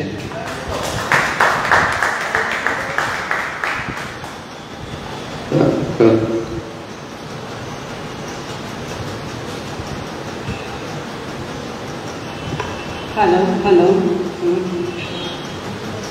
নমস্কার। আজকে আমার সামনে কোনো অপরিচিত মুখ নেই। আমার কিছু বন্ধুরা রয়েছেন, দাদা রয়েছেন এবং আমার সন্তান তুল্য ছেলেমেয়েরা রয়েছে। প্রত্যেককে প্রথমেই জানাই নতুন বছরের শুভেচ্ছা। সবাই যেন সুস্থ থাকে। সুস্থতা জীবনের একটা বিশেষ লক্ষ্যে পৌঁছানোর একমাত্র শক্তি। মানুষকে আগে সুস্থ থাকতে হবে। যে 2 বছর আমরা ভয়ঙ্কর দিন পার হয়ে আসলাম তার পরিপ্রেক্ষিতেই বলছি। আজকে আমরা একটি বিশেষ দিনে সমাবেত হয়েছি। এই দিনটির ঐতিহাসিক তাৎপর্য সম্পর্কে আমরা অবগত, আমার আগের বক্তারা এই সম্পর্কে বলেছেন। এই দিনটিকে স্মরণ করে, এই দিনটির প্রতি শ্রদ্ধা জ্ঞাপন করে আমি কয়েকটি কথা আজাদ হিন্দ ফ্রন্ট সম্পর্কে বলবো। তার আগে বলি যে আমি কিন্তু সুবক্তা নই, আমি অত্যন্ত সাধারণ একজন মা এবং সাধারণ মানুষ। আমার সাধারণ দৃষ্টিভঙ্গি দিয়ে যা আমি বুঝি তাই আমি সকলকে বোঝাতে চাই। আজাদ হিন্দ ফ্রন্টের যে জন্ম কেন, আজ থেকে 11 বছর আগে সমাজ পরিবর্তনের যে ইচ্ছেটা আমাদের প্রবল হয়েছিল, যে পরিবর্তন চেয়ে আমরা যে শাসক দলকে নির্বাচন করেছি, তা আজকের 11 বছর বাদে পরিবর্তনগুলো কি আমরা পেয়েছি? মনে হয় পাইনি। এই প্রশ্নটা কিন্তু আমাদের সকলের মনে এখন দানা বাঁধছে। আবার নতুন করে যেন ভাবার সময় এসে গেছে। তো মানুষ যুগে যুগে কালে কালে মানুষ যত বিক্ষুব্ধ হয়, যত ক্ষোভ পঞ্জীভূত হয়, যত ক্ষোভ দানা বাঁধে, হয়তো তার বিরাট কিছু সঙ্গে সঙ্গে বিস্ফোরণ ঘটে না, কিন্তু ক্ষোভ কিন্তু পঞ্জীভূত হয়। এবং কারা এগিয়ে আসে? নতুন প্রজন্ম এগিয়ে আসে সমাজ পরিবর্তন করতে এবং শাসক দলের ভুল ত্রুটিগুলোকে সংশোধন করতে। কিসের জন্য? মানুষের স্বার্থে, জনগণের স্বার্থে, তাদের ভালোর জন্য। এমনই একটা সাংঘাতিক ভয়ঙ্কর তাগিদ অনুভব করেছে আমার ছেলে দীপায়ন, এবং সঙ্গে সঙ্গে জন্ম হয়েছে আজাদ হিন্দ ফ্রন্টের। কেন? নেতাজি সুভাষচন্দ্রের ভাবধারায় আদর্শায়িত, তার সুনির্দিষ্ট পথে চলে সে কিছু নয়, আমূল পরিবর্তন ঘটানোর স্বপ্ন দেখছে। এবং স্বপ্ন দেখছে শুধু নয়, বাস্তবে ফলপ্রসূ করার তার উদ্গ্রীব আকাঙ্ক্ষা। তো এই বিশাল কাজটি সংঘটিত করা, যেটা দীপায়ন এইমাত্র বলল অদূর ভবিষ্যৎ কথাটা, মোটেই অল্প দিনের কাজ নয়। সে একটা বিশাল ব্যাপার, বিশাল বাধা হবে, বিশাল বন্ধুর পথ পেরোতে হবে।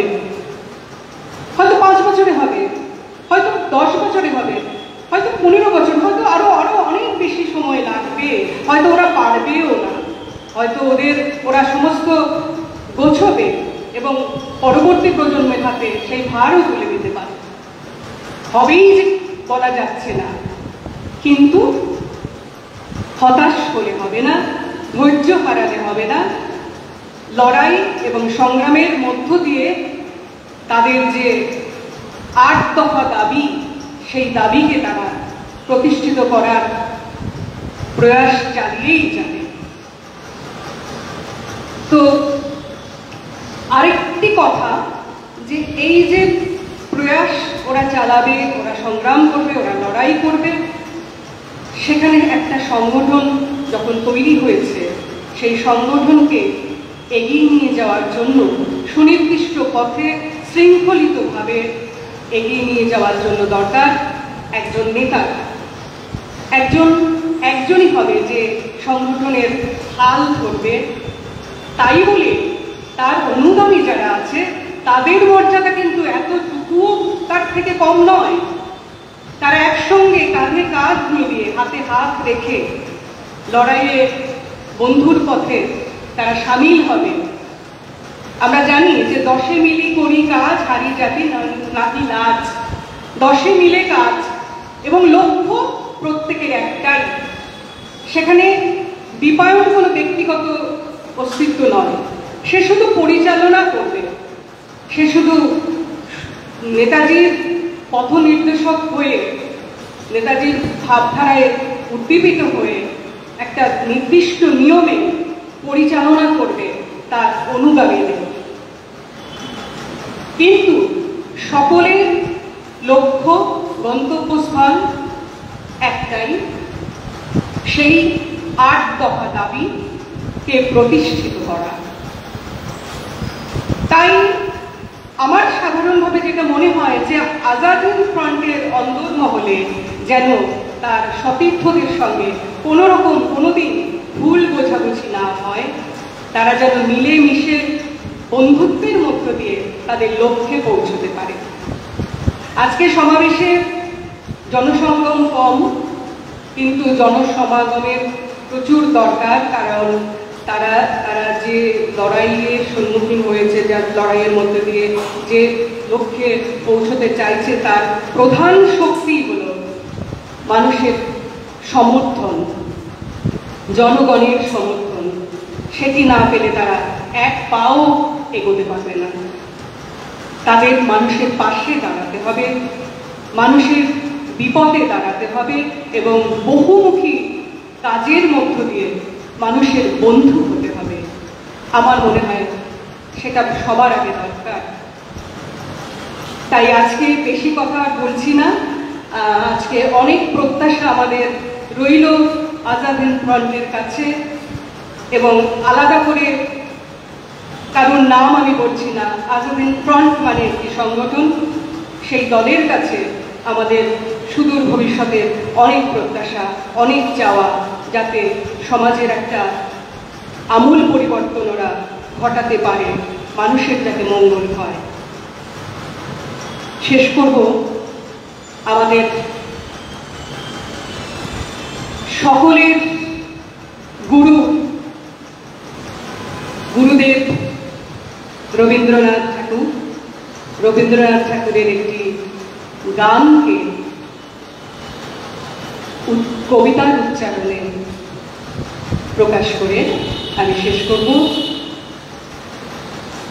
আনন্দের সাগর হতে এসেছে আজ বান, দাঁড় ধরে আজ বসলে সবাই, টান রে সবাই টান। বোঝা যত বোঝাই করি, করবো রে পার দুঃখের করি। ঢেউয়ের পরে ধরবো পারি, যাই যদি যাক প্রাণ। আনন্দের সাগর হতে এসেছে আজ বান। কে ডাকে রে পিছন হতে, কে করে রে বানা। ভয়ের কথা কে বলে আজ, ভয় আছে সব জানা। কোন সাপে কোন গ্রহের দোষে, সুখের ডাঙায় থাকবো বসে। পালের রশি ধরবো কষি, চলবো গেয়ে গান। আনন্দের সাগর হতে এসেছে আজ বান। আনন্দের সাগর হতে এসেছে আজ বান। এই গানটি আমি শোনালাম এই কারণে, যে কোনো সৃজনশীল কর্ম, সে বিপ্লব হোক, যে কোনো দিক থেকেই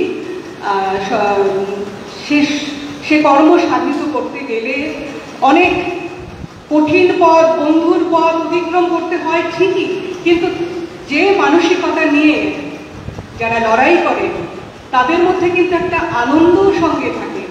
আনন্দ না থাকলে কোনো কাজেই লক্ষ্যে পৌঁছানো যায় না। তাই এই কর্মযজ্ঞ নিশ্চয়ই আনন্দের, 100 বার আনন্দের। পেছনে দুঃখ যা আছে থাক, সে তো লড়তেই হবে। নমস্কার, ধন্যবাদ। বিপ্লবী মাতা স্বাগত পাঠান। তার সাথে আমি একটা কথা বলে দিই, একজন ঘুমন্ত মানুষকে যদি আমরা হাত দিয়েও তাকে তুলে তোলার চেষ্টা করি, তাকে আমরা ঘুম থেকে তুলতে সক্ষম হব, কিন্তু একজন জাগ্রত মানুষকে যদি আমরা হাত দিয়ে ফেলে বা অল্প আওয়াজে তোলার চেষ্টা করি, আমরা পারব না। সেই জন্য প্রয়োজন একটু জোর আওয়াজ, সোজা কথাই বলতে গেলে একটা জোর ধামাকা। তাই আমি সবার কাছে একটা জোরে করতালি আশা করব।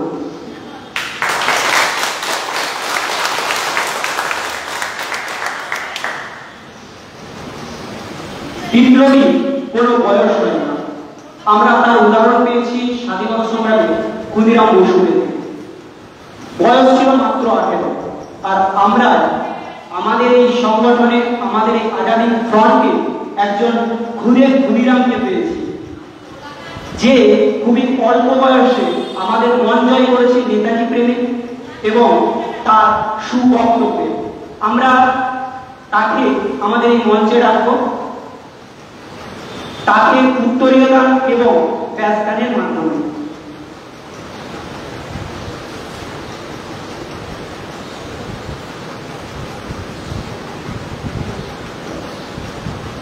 আমি মঞ্চে ডাকবো অনিশ কোলেকে এবং অনিশ কোলেকে উত্তরীয় এবং ব্যাস গানের জন্য ডাকবো বর্ণশ্রী কোলে মহাশয়া।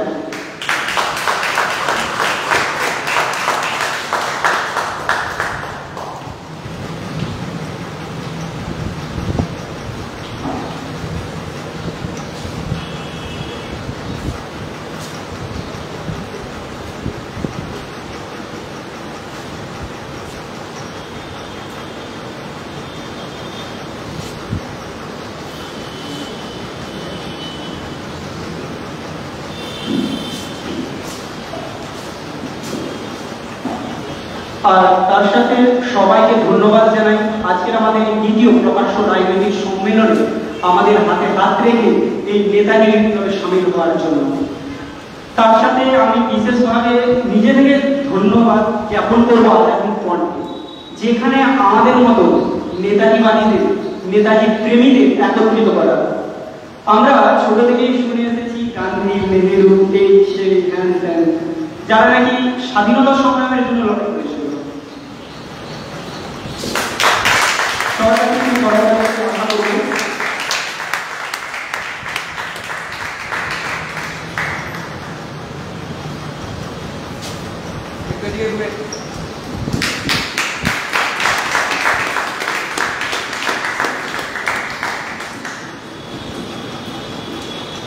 অসংখ্য ধন্যবাদ আমাদের সর্বভারতীয় সভাপতি দীপায়ন দা এবং অনিশ কোলেকে। এবারে আমরা কিছু বক্তব্য শুনে নেব আমাদের বিশেষ অতিথি দেবাশিস পাল মহাশয়ের কাছে।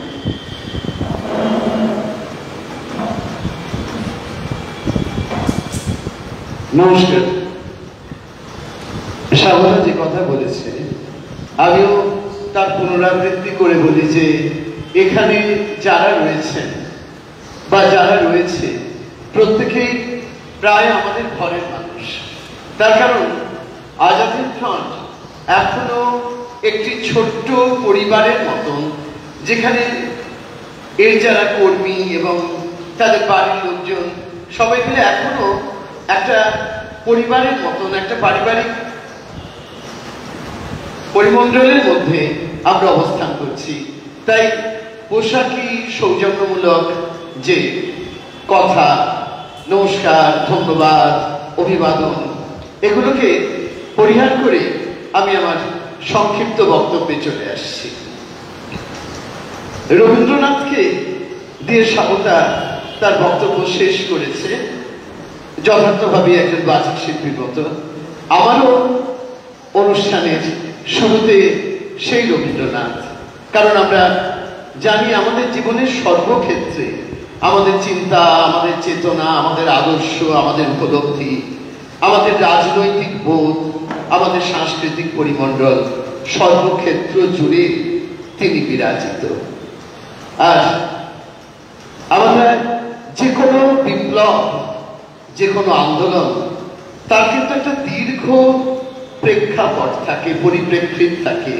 প্রদীপ জ্বলার আগে চলে দীর্ঘ একটা সলতে পাকানোর ইতিহাস। অনেক মানুষকে ঘর ছাড়তে হয়, অনেক মায়ের কোল খালি হয়ে যায়, অনেক স্ত্রী হন স্বামী হারা, কিন্তু তবু বিপ্লব থেকে থাকে না, বিপ্লব থেমে থাকে না। যুগে যুগে আমরা যদি ইতিহাসের দিকে তাকাই, সেটা ফরাসি বিপ্লব হোক, সেটা আমেরিকার স্বাধীনতা যুদ্ধ হোক, সেটা ইটালির ঐক্য আন্দোলন হোক কিংবা রুশ বিপ্লব হোক, সর্বক্ষেত্রেই সে একই ঘটনার ঘটেছে পুনরাবৃত্তি। রবীন্দ্রনাথের বলাকা কাব্যগ্রন্থের একটা কবিতার একটু অংশ এই পর্যায়ে ভীষণ প্রাসঙ্গিক হয়ে ওঠে। মা কাঁদিছে পিছে, প্রেয়সী তারায় তারে নয়ন মুদিছে, ঝড়ের গর্জন মাঝে বিচ্ছেদের হাহাকার বাজে, ঘরে ঘরে শূন্য হলো আরামের শয্যাতল, যাত্রা করো যাত্রী দল, এসেছে আদেশ, বন্দরের কাল হলো শেষ। সেই বন্দরের কাল অনেকেরই শেষ হয়েছিল।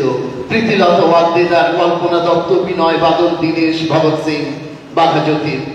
আর তারা যেমন আভ্যন্তরীণ ভাবে লড়াই করেছিলেন, ঠিক একইভাবে বাফার স্টেটের মতো সাম্রাজ্যবাদী ইংরেজ শক্তিকে দুদিক থেকে পিষে ফেলার জন্য বাইরে থেকে লড়াই করেছিলেন সেই মানুষটি, যিনি আমাদের সকলের প্রণম্য, যিনি দেশ নায়ক, যিনি একমাত্র নেতাজি।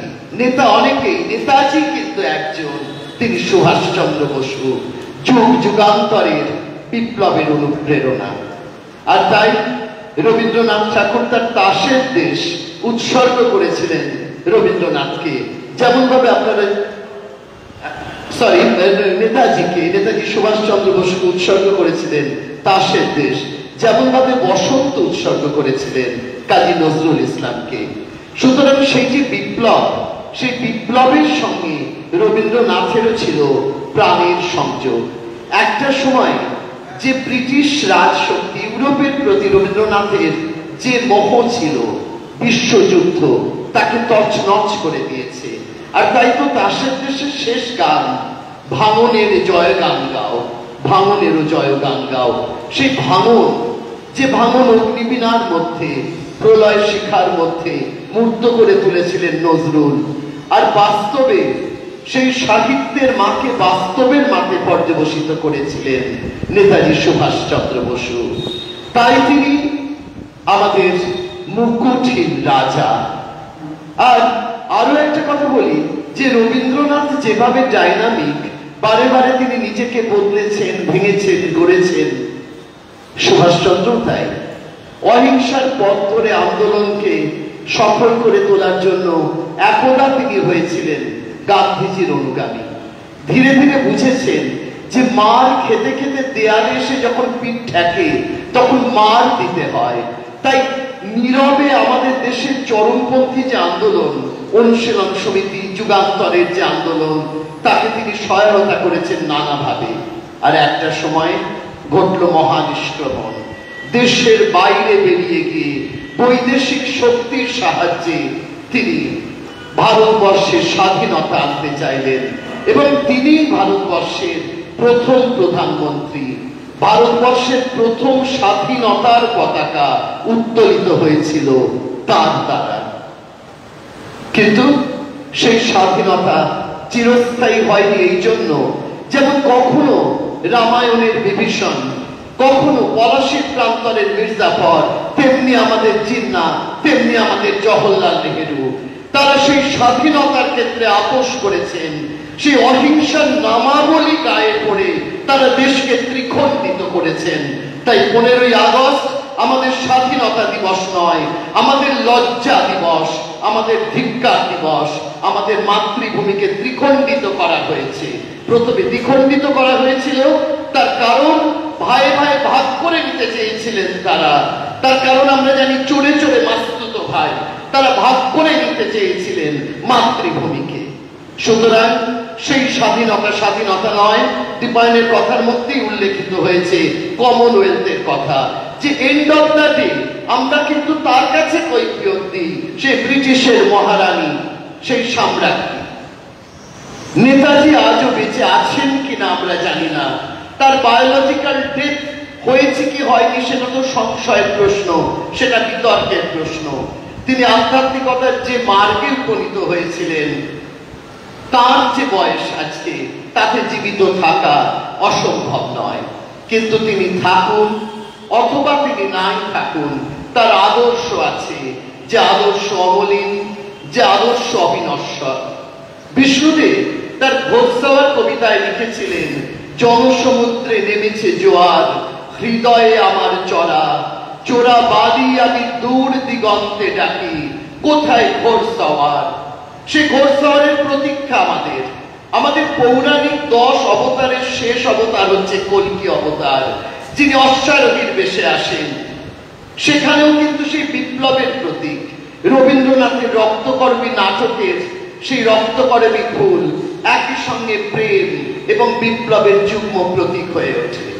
তাই বিপ্লবের পথ ছাড়া মুক্তির পথ নেই। কিন্তু বিপ্লবেরও সংজ্ঞা বদলায় যুগে যুগে। যে যুগে আমাদের দেশ প্রত্যক্ষভাবে পরাধীন ছিল, তখন নেতাজি যে পথ অবলম্বন করেছিলেন বৈদেশিক শক্তির সাহায্যে অস্ত্র ধারণ করে, আজকে কিন্তু সংসদীয় গণতন্ত্রের পথ ধরেই আমাদের লড়াই করতে হবে এবং তার জন্য জনজাগরণের বড় প্রয়োজন। তাই আজকে আমাদের সংঘবদ্ধ হতে হবে। ব্যক্তি হত্যা, সন্ত্রাসবাদের মধ্য দিয়ে মুক্তি আসে না। আমরা নকশালপন্থীদের আন্দোলন দেখেছি, আমরা মাওবাদীদের আন্দোলন দেখেছি। লেনিনের একটা কথা আছে, annihilation can never change history of the world. ব্যক্তি হত্যা দিয়ে কখনো স্বাধীনতাকে আনা যায় না। আর তাই সেই সংসদীয় পথে লালকেল্লা দখল করতে গেলে নেতাজির যে আদর্শ, সেই আদর্শকে দিক দিগন্তে ছড়িয়ে দিতে হবে এবং তরুণ প্রজন্ম, যাদের অল্প সংখ্যক হলেও আমাদের সামনে যারা রয়েছে, তারাই ধীরে ধীরে সঞ্চারিত করে দেবে সেই আদর্শ। এবং আমাদের আজকেও একই আকাঙ্ক্ষা যে তোমার আসন শূন্য আজি হেবির পূর্ণ করো। আজাদির ফ্রন্ট, আজাদির বাহিনী যে আদর্শে বীজ বপন করেছে, আগামীকালে তা মহিরুয়ে পর্যবসিত হবে। হয়তো 5 বছর, হয়তো 10 বছর, হয়তো 20 বছর, কিন্তু সলতে পাকানোর পর প্রদীপ একদিন জ্বলে ওঠে। আজকে যারা তরুণ, তারা হয়তো একদিন জরাগ্রস্ত হতে পারে, কিন্তু এই আদর্শের মৃত্যু নেই। এই আদর্শের যে মশাল, তা বহন করবে পরবর্তী প্রজন্ম। একদিন না একদিন নেতাজি যে স্বপ্ন দেখেছিলেন, সেই স্বপ্নকে আমরা বাস্তবায়িত করব এবং ত্রিখণ্ডিত ভারত আবার অখণ্ড ভারতে পর্যবসিত হবে। আমি রবীন্দ্রনাথ দিয়ে শুরু করেছিলাম, আমি শেষ করব নেতাজির একটি অবিস্মরণীয় বাণী দিয়ে। I am born optimist. I shall not admit defeat under any circumstances. আজন্ম আশাবাদী আমি, কোন পরিস্থিতিতেই আমি হার মানতে রাজি নই। সেদিনের যুদ্ধে আজাদিন বাহিনীর আপাত পরাভব ঘটলেও আমাদের প্রতিটি মানুষের অন্তরের অন্তঃস্থলে তিনি আছেন। বিপ্লবের যে সুপ্ত বীজ আজকে বাতাবরণে ঢাকা, সেই বীজ বহিরুয়ে পর্যবসিত হোক। আজাদিন ফ্রন্টের স্বপ্ন সফল হোক, বিকশিত হোক, বাস্তবায়িত হোক। জয় হিন্দ। নেতাজিকে সশ্রদ্ধ প্রণাম জানিয়ে আমি আমার বক্তব্য শেষ করলাম। ধন্যবাদ।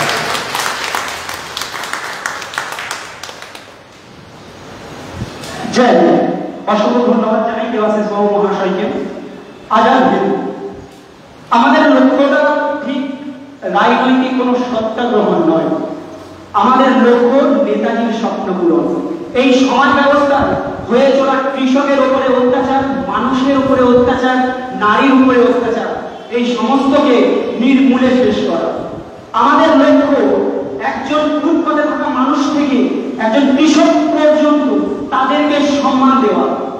তো আমার পরবর্তী বক্তা যিনি আছেন, আমাদের এই আজাদিন ফ্রন্টে সম্পাদক মহাশয় লীলাদ্রি শেখর ভূঁইয়া মহাশয়, তিনি আজাদিন ফ্রন্ট সম্পর্কে আপনাদের কাছে কিছু বক্তব্য প্রদান করবেন। তাই আমি লীলাদ্রিকে এখানে ডাকবো এবং তার মূল্যবান বক্তব্য দেওয়ার জন্য অনুরোধ করব।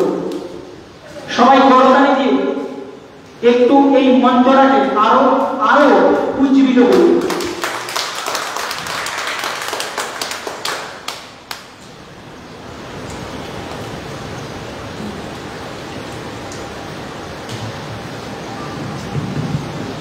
নমস্কার। আজ 17ই এপ্রিল, কিন্তু আমরা অনুষ্ঠান করছি 14ই এপ্রিল মৈরান দিবসকে পাথেয় করে।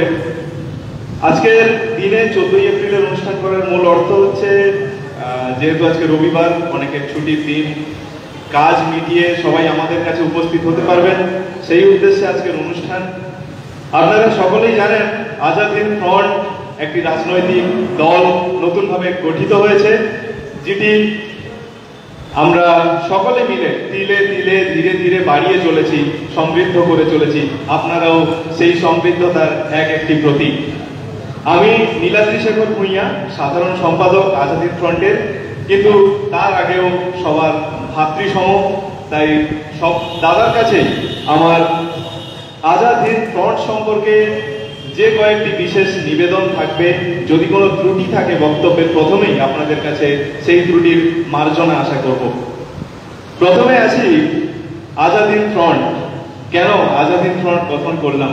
আমাদের মাননীয় সভাপতি মহাশয় দীপায়ন পাল আগেই আপনাদের কাছে বর্ণিত করেছেন যে আজাদ হিন্দ ফ্রন্ট কেন গঠিত হয়েছে। কয়েকটি অরাজনৈতিক সংগঠনের আন্দোলনের দ্বারা কখনো রাজনৈতিক পরিবর্তন সম্ভব নয়। রাজনৈতিক পরিবর্তন তখনই সম্ভব যখন একটি শক্তিশালী আদর্শায়িত রাজনৈতিক সংগ্রাম প্রতিষ্ঠিত হবে। সেই রাজনৈতিক সংগ্রাম প্রতিষ্ঠার জন্যই আজকে মুষ্টিবদ্ধ হাত উত্তোলিত করে আমরা প্রতিষ্ঠিত করেছি আজাদ হিন্দ ফ্রন্টের। তাই নেতাজি সুভাষচন্দ্র বসুর সেই আদর্শকে পাথেয় করে প্রত্যেক ভারতবাসী, প্রত্যেক বাঙালিকে, কারণ নেতাজি সর্বোপরি একজন বাঙালিই ছিলেন, সেই ভারতের বিপ্লবের অগ্নিস্ফুলিঙ্গ বাংলার প্রত্যেক বাঙালিকে সঙ্গে নিয়ে আমরা যে পথ চলা শুরু করেছি, সেই পথ চলা আজ এই পর্যায়ে এসে দাঁড়িয়েছে। সামনে ক্রমাগত আমরা আরো দেখতে পাবো। আজকে আমাদের আজাদ হিন্দ ফ্রন্ট এটি নেতাজি আদর্শায়িত। তাই নেতাজি সুভাষচন্দ্র বসু শুধু বৈপ্লবিকভাবে স্বাধীনতা দিয়েছেন সেটা নয়, তিনি একজন জাতীয়তাবাদী নেতা ছিলেন, তিনি একজন ইন্টারন্যাশনাল লিডার ছিলেন। তার অনেক পলিসি রয়েছে, অনেক চিন্তা ভাবনা রয়েছে। সেই ভাবনাগুলো প্রত্যেক ভারতবাসীর মধ্যে, ভারতীয় সংবিধানের মধ্যে তুলে ধরার একটা প্রচেষ্টা আমরা করে চলেছি। আজকে আমরা বিভিন্ন জায়গায় দেখতে পাই, সেটা উত্তরপ্রদেশ, বিহার ছাড়াও পশ্চিমবঙ্গে এখন ধর্ষণের কাহিনী ধীরে ধীরে ধীরে ধীরে বেড়েই চলেছে। যেখানে দক্ষিণ বারাসাতে 2014 সালের একটা ধর্ষণের ঘটনা মাননীয়ার কাছে ছোটখাটো ব্যাপার বলে মনে হয়েছে, কারণ তখন ভোট চলছিল। এই কয়েকদিন আগে হাঁসখালির ঘটনা মাননীয়ার কাছে প্রেমের চক্র বলে মনে হয়েছে। সেই ধর্ষকদের, সেটা যেই হোক না কেন, যত বড় নেতার ছেলেই হোক না কেন এবং যত বড় কোটিপতির ছেলেই হোক না কেন, আমাদের দাবি প্রত্যেক ধর্ষকের শাস্তি হবে মৃত্যুদণ্ড। প্রত্যেক ধর্ষক এবং যৌন নির্যাতনকারী, প্রত্যেক অপরাধীর শাস্তি একমাত্র নির্মম মৃত্যুদণ্ড। এবং এই আওয়াজ কোন রাজনৈতিক দল আজ মুখ ফুটে বলবে না। কেন? কারণ সেই বড় বড় নেতা, বড় বড় লিডার, বড় বড় কোটিপতিদের টাকায় তাদের পার্টি ফান্ড আছে, তাদের পার্টি চলে। আমরা নিজেদের টাকায় যে পার্টি চালাচ্ছি, আমরা নিজেদের কষ্টে আদর্শ নিয়ে যে পার্টি তৈরি করেছি, এই পার্টি কারুর ধার ধরে না। এই পার্টি কারুর উপর দাঁড়িয়ে থেকে তাদের অপরাধকে সহ্য করবে না। এই পার্টি প্রত্যেক ভারতবাসীর মনে আদর্শ ফুটিয়ে তুলবে। এই পার্টি প্রত্যেক ভারতবাসীর মনে নেতাজি ভাবমূর্তি তুলে ধরবে। আজ আমরা দেখতে পাই নেতাজি সুভাষচন্দ্র বসুর নামে চারিদিকে অপপ্রচার চলছে। তিনি বিবাহিত ছিলেন। বিবাহিত হওয়াটা কোনো অপরাধ নয়, কিন্তু যিনি বিবাহিত নন তার নামে একটা মিথ্যা ষড়যন্ত্র সৃষ্টি করা, অনিতা পাপকে তার কন্যা বলে ঘোষণা করা, যেটা জওহরলাল নেহেরু আমল থেকে ধীরে ধীরে হয়েই চলেছে। সেই মিথ্যা কলঙ্কগুলোকে আমরা যাতে নিরসন করতে পারি, নেতাজির যে আদর্শ, যে ভাবমূর্তি আমরা তুলে ধরতে পারি, সেই উদ্দেশ্যেই আমাদের আজাদ হিন্দ ফ্রন্টের প্রতিষ্ঠা। আমাদের 8 দফা দাবির মধ্যে দেখতে পাবেন ভারতবর্ষকে অখণ্ড করার কথা বলা হয়েছে। ভারতবর্ষকে অখণ্ড করলে আপনাদের মনে অনেকের প্রশ্ন জাগতে পারে যে পাকিস্তান একটা সন্ত্রাসবাদী দেশে পরিণত হয়েছে, যেখানে সন্ত্রাসবাদীদের শোষণ করা হয়ে চলেছে। সেখানে পাকিস্তানকে আমরা যদি ভারতের মধ্যে আবার অন্তর্ভুক্ত করি, ভারতের মধ্যে কোনো রকম বিশৃঙ্খলা সৃষ্টি হবে না তো? ভারতবর্ষে আবার জনহত্যা শুরু হবে না তো? হবে না। কারণ পাকিস্তান যখনই ভারতবর্ষের মধ্যে থাকবে তখন ভারতবর্ষের সেই পরিমাণ ক্ষমতা আছে তাদের তোষণকারী যে সমস্ত সন্ত্রাসবাদী সংগঠন আছে সেই সংগঠনগুলোকে সমূলে বিনাশ করার। এবং আমি আরো একটা উদাহরণ দেই, বর্তমানে পশ্চিমবঙ্গ কি সন্ত্রাসবাদী হয়ে যায়নি? এখানে কি সেই তোষণ চলছে না? এখানে কি বোমাবাজি হচ্ছে না? এই কদিন আগে তো বোমা মেরে 8 জনকে পুড়িয়ে মারা হলো। কেন? পশ্চিমবঙ্গ কি পাকিস্তানের থেকে তাহলে আলাদা হয়ে গেছে? এখানে কি কোনো রকম তোষণ চলছে না? সেই তোষণগুলোকে নির্মূল করার জন্য সুভাষচন্দ্র বসুর আদর্শ ছাড়া অন্য কোনো ব্যক্তির আদর্শ প্রতিষ্ঠিত হবে না। যেখানে আমাদের সঙ্গে জয়ন্তদা উপস্থিত রয়েছেন, প্রখ্যাত নেতাজি গবেষক, যিনি রাষ্ট্রপতির কাছে গেছেন, সেখানে পুরস্কার প্রাপ্ত, এবং ওনাকে আমরা সবসময় সাথে পেয়েছি, পাশে পেয়েছি, এবং তার জন্য ওনাকে আমি আরো একবার ধন্যবাদ জানাই। এবার আমি আমার বক্তব্যে আবার ফিরে আসি। বর্তমান সমাজ ব্যবস্থা, আমাদের সমাজের 3টে মূল ভিত কি? শিক্ষা, শিল্প, স্বাস্থ্য। প্রথমে এই 3টে বিষয়ের, মানে 3টে যে সামাজিক ভিত, সেই ভিতের একটি জায়গাতে আমি নিজে কর্মরত, স্বাস্থ্য দপ্তরে। সেখানে প্রথমে আমি ওটার ব্যাপারে চলে আসি। প্রথমত মমতা ব্যানার্জির, আমি অল ইন্ডিয়ার কথা বলবো না, আমি সেন্ট্রাল অনেক হসপিটালে দেখেছি যেখানে এই রোগ কর্মসূচি পরিচালিত হয় না, কিন্তু আমি বিশেষ করে সরকারি হসপিটালগুলোতে দেখেছি, আমার পশ্চিমবঙ্গ সরকারটাতে। সেখানে আপনি SSKM-এ বলুন, সেখানে রোগীদের বেড পেতে গেলে আমাদের মদন মিত্র ওখানকার ইউনিয়ন লিডার, ওনার পারমিশন লাগে। সেখানে কোনো রকম পেশেন্টের অসুখ যাই হোক না কেন, পেশেন্ট যদি মৃত্যুর সম্মুখীন হয় তাও যাই হোক না কেন, মদন মিত্রের সাইন ছাড়া SSKM-এ ভর্তি হওয়া অসম্ভব। ঠিক আছে। এবার প্রত্যেক হসপিটালে, সরকারি হসপিটালগুলোতে দেখি আমরা সিটি স্ক্যান, MRI বা যা কিছু প্যাথোলজিক্যাল ম্যাটার থাকে, ওখানে প্রত্যেকটা জায়গা সরকারি আয়ত্তাধীন নেই। মাননীয় এদিকে বলছেন যে সমস্ত কিছুর বেসরকারীকরণ কেন হচ্ছে? তুমি স্বাস্থ্য দপ্তরকে PPE মডেলের আন্ডারে কেন রেখেছো? তুমি স্বাস্থ্য দপ্তরকে বেসরকারি আয়তায় কেন রেখেছো? স্বাস্থ্য দপ্তর তোমার নামে সরকারি কাজ করছে, কিন্তু উল্টো দিকে সেটা চালাচ্ছে বেসরকারি সংস্থা। আমি স্পন্দনের কথা বলবো, SSKM-এ আপনারা খোঁজ নিয়ে দেখে নিতে পারবেন। আমি NRS এর কথা বলবো, ওটা চালায়, নামটা এই মুহূর্তে ভুলে যাচ্ছি, তবে ওটাও একটি বেসরকারি সংগঠন চালায়। সেখানে যারা স্টেট মেডিকেল ফ্যাকাল্টি অথবা আমাদের নিট এক্সাম ক্র্যাক করে MBBS করছে, তারা সরাসরি জয়েন করতে পারছে না। তারা কি করছে? সেই সমস্ত বেসরকারি সংস্থাগুলোর আয়ত্তাধীন যে সমস্ত শিক্ষা ব্যবস্থা চালু আছে, সেই সমস্ত শিক্ষা ব্যবস্থার আয়ত্তাধীন ছাত্রদের ওখানে চাকরি দেওয়া হচ্ছে। সরকারি চাকরি কারা পাচ্ছে? যারা মেরিট, যারা মেধা সম্পন্ন, যারা পরীক্ষা দিয়ে পাশ করে চাকরি পাওয়ার সম্ভাবনা রয়েছে, তারা বেকারভাবে বেসরকারি সংস্থায় কাজ করছে। এই হচ্ছে মাননীয় স্বাস্থ্য ব্যবস্থা, যে কারণে পশ্চিমবঙ্গের বর্তমান স্বাস্থ্য ব্যবস্থার উপরে আপনারা যে কেউ তাকালেই দেখতে পাবেন। দ্বিতীয় আসি শিক্ষা ব্যবস্থা। করোনায়, লকডাউনে শিক্ষা ব্যবস্থার হাল যে রূপে দাঁড়িয়েছে, আপনাদেরকে তো আর বলে বোঝাতে হবে না। প্রত্যেকটা স্কুল রেশনের দোকান হয়ে দাঁড়িয়েছে। ঠিক আছে। সেখানে প্রত্যেকটা দোকানে, স্কুলের ওপরে বড় বড় হোর্ডিং করে লেখা, বিদ্যালয়ের নাম তো দূরের কথা, ওখানে প্রত্যেকটা পোস্টার লাগানো আছে, লক্ষ্মীর ভান্ডার প্রকল্প চালু আছে। 500 টাকা দিয়ে মাত্র 30 দিনে পশ্চিমবঙ্গের মমতা ব্যানার্জি ঋণ করেছেন 13,000 কোটি টাকা। সেই 13,000 কোটি টাকা ঋণ কাদের ওপর বর্তায়?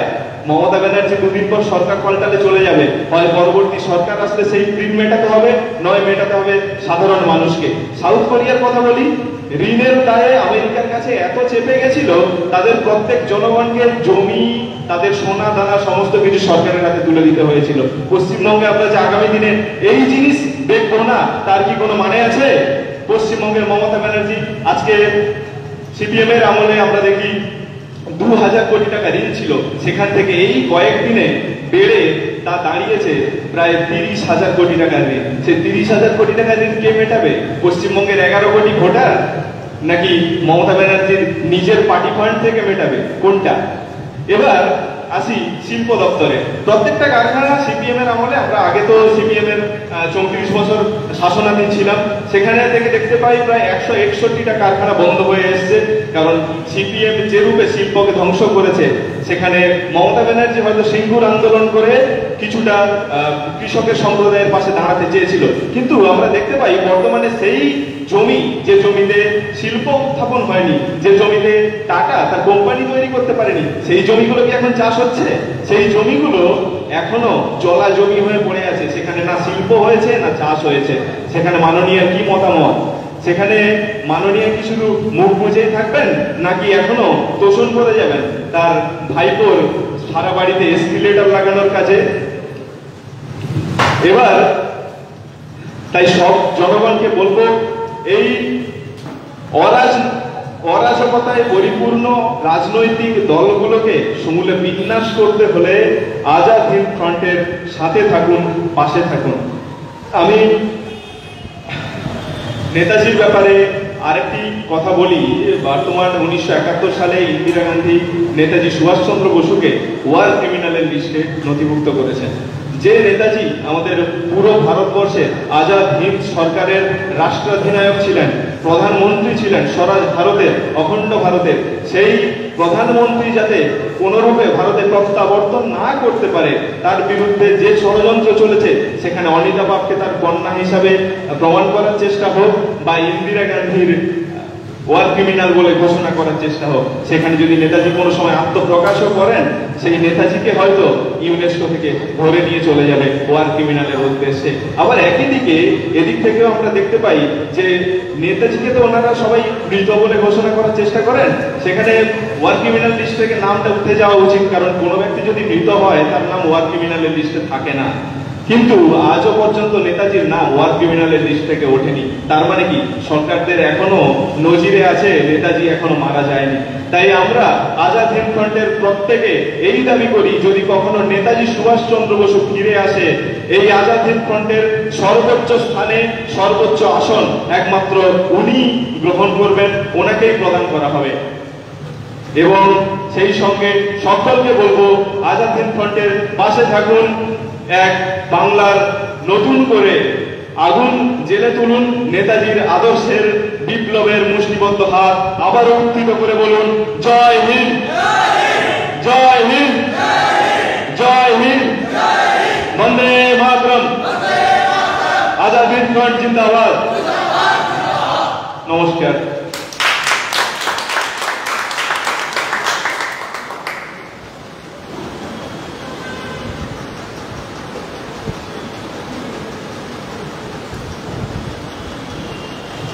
নীলাদিতাকে অনেক ধন্যবাদ। তিনি যেভাবে আমাদের আগামী লক্ষ্যের কথা ব্যক্ত করলেন, যে বিশেষণগুলি ব্যবহার করলেন, বর্তমান সমাজ ব্যবস্থার যে ঘুম ধরার দিকগুলি তুলে ধরলেন, সত্যি অভূতপূর্ব। তিনি যেভাবে পুরো ব্যাপারটাকে উপস্থাপন করলেন, সত্যি দারুণ। আজাদ হিন্দ ফ্রন্টের প্রয়োজনীয়তা কেন, আমরা কেন এগোবো, মানুষের কেন আমাদের প্রয়োজন, ইত্যাদি বিষয়গুলি তিনি আমাদের সামনে তুলে ধরেছেন এবং আশা করি প্রত্যেকে বুঝতে পেরেছেন যে আজাদ হিন্দ ফ্রন্টের বর্তমানে প্রয়োজনীয়তা কোথায়, কোথায় আজাদ হিন্দ ফ্রন্টকে দরকার। তো এবার আমি বিলম্ব করবো না, অনুষ্ঠানের পরের পর্বে চলে যাব। বলার অনেক কিছুই আছে, অনেক কিছু বলতে ইচ্ছেও করছে, কিন্তু প্রত্যেকেরই সময় আসবে। সুতরাং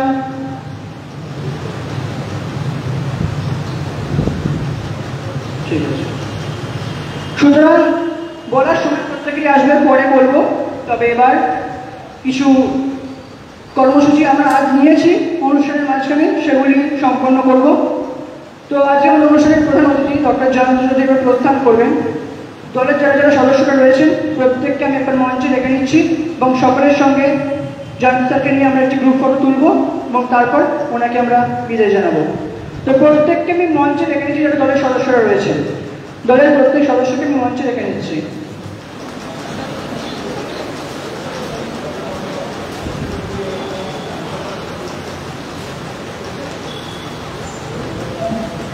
হ্যালো, কোনো অনুষ্ঠানে এসে চলে যাওয়ার পরে সৌজন্যের ব্যাপার নয়, কিন্তু একটু সারথীতে আসার ব্যাপার আছে, বেরিয়ে যাওয়ার ব্যাপার আছে, ক্ষমা প্রার্থী।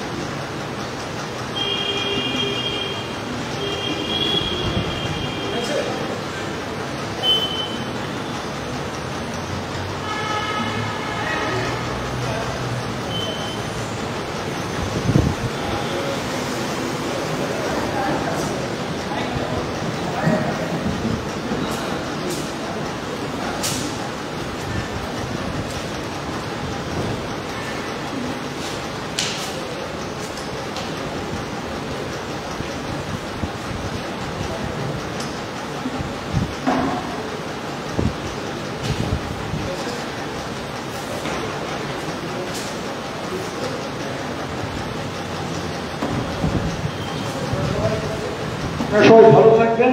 আজাদিন ফ্রন্টের সঙ্গে আমরা আছি, আমরাও থাকবো। আপনাদের বন্ধু বান্ধব পরিবার পরিজন সবাইকে ফ্রন্টের সঙ্গে নিয়ে নিন। এটা নেতাজি ফ্রন্ট। জয় হিন্দ।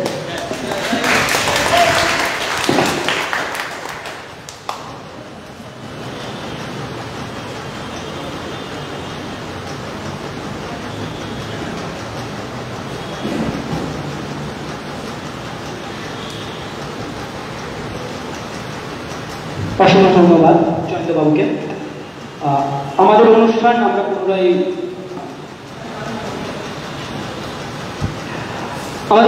আমরা পুনরায় শুরু করছি।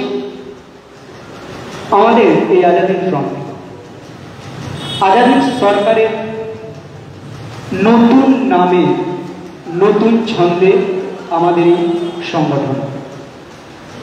কোন বিপ্লব বা প্রেম, কবিতা, বক্তব্য, জাগরুক কথা ছাড়া হয় না। আমরা সবাই জানি আমাদের এই সমাজের একজন স্বগঠিত জাতির জনক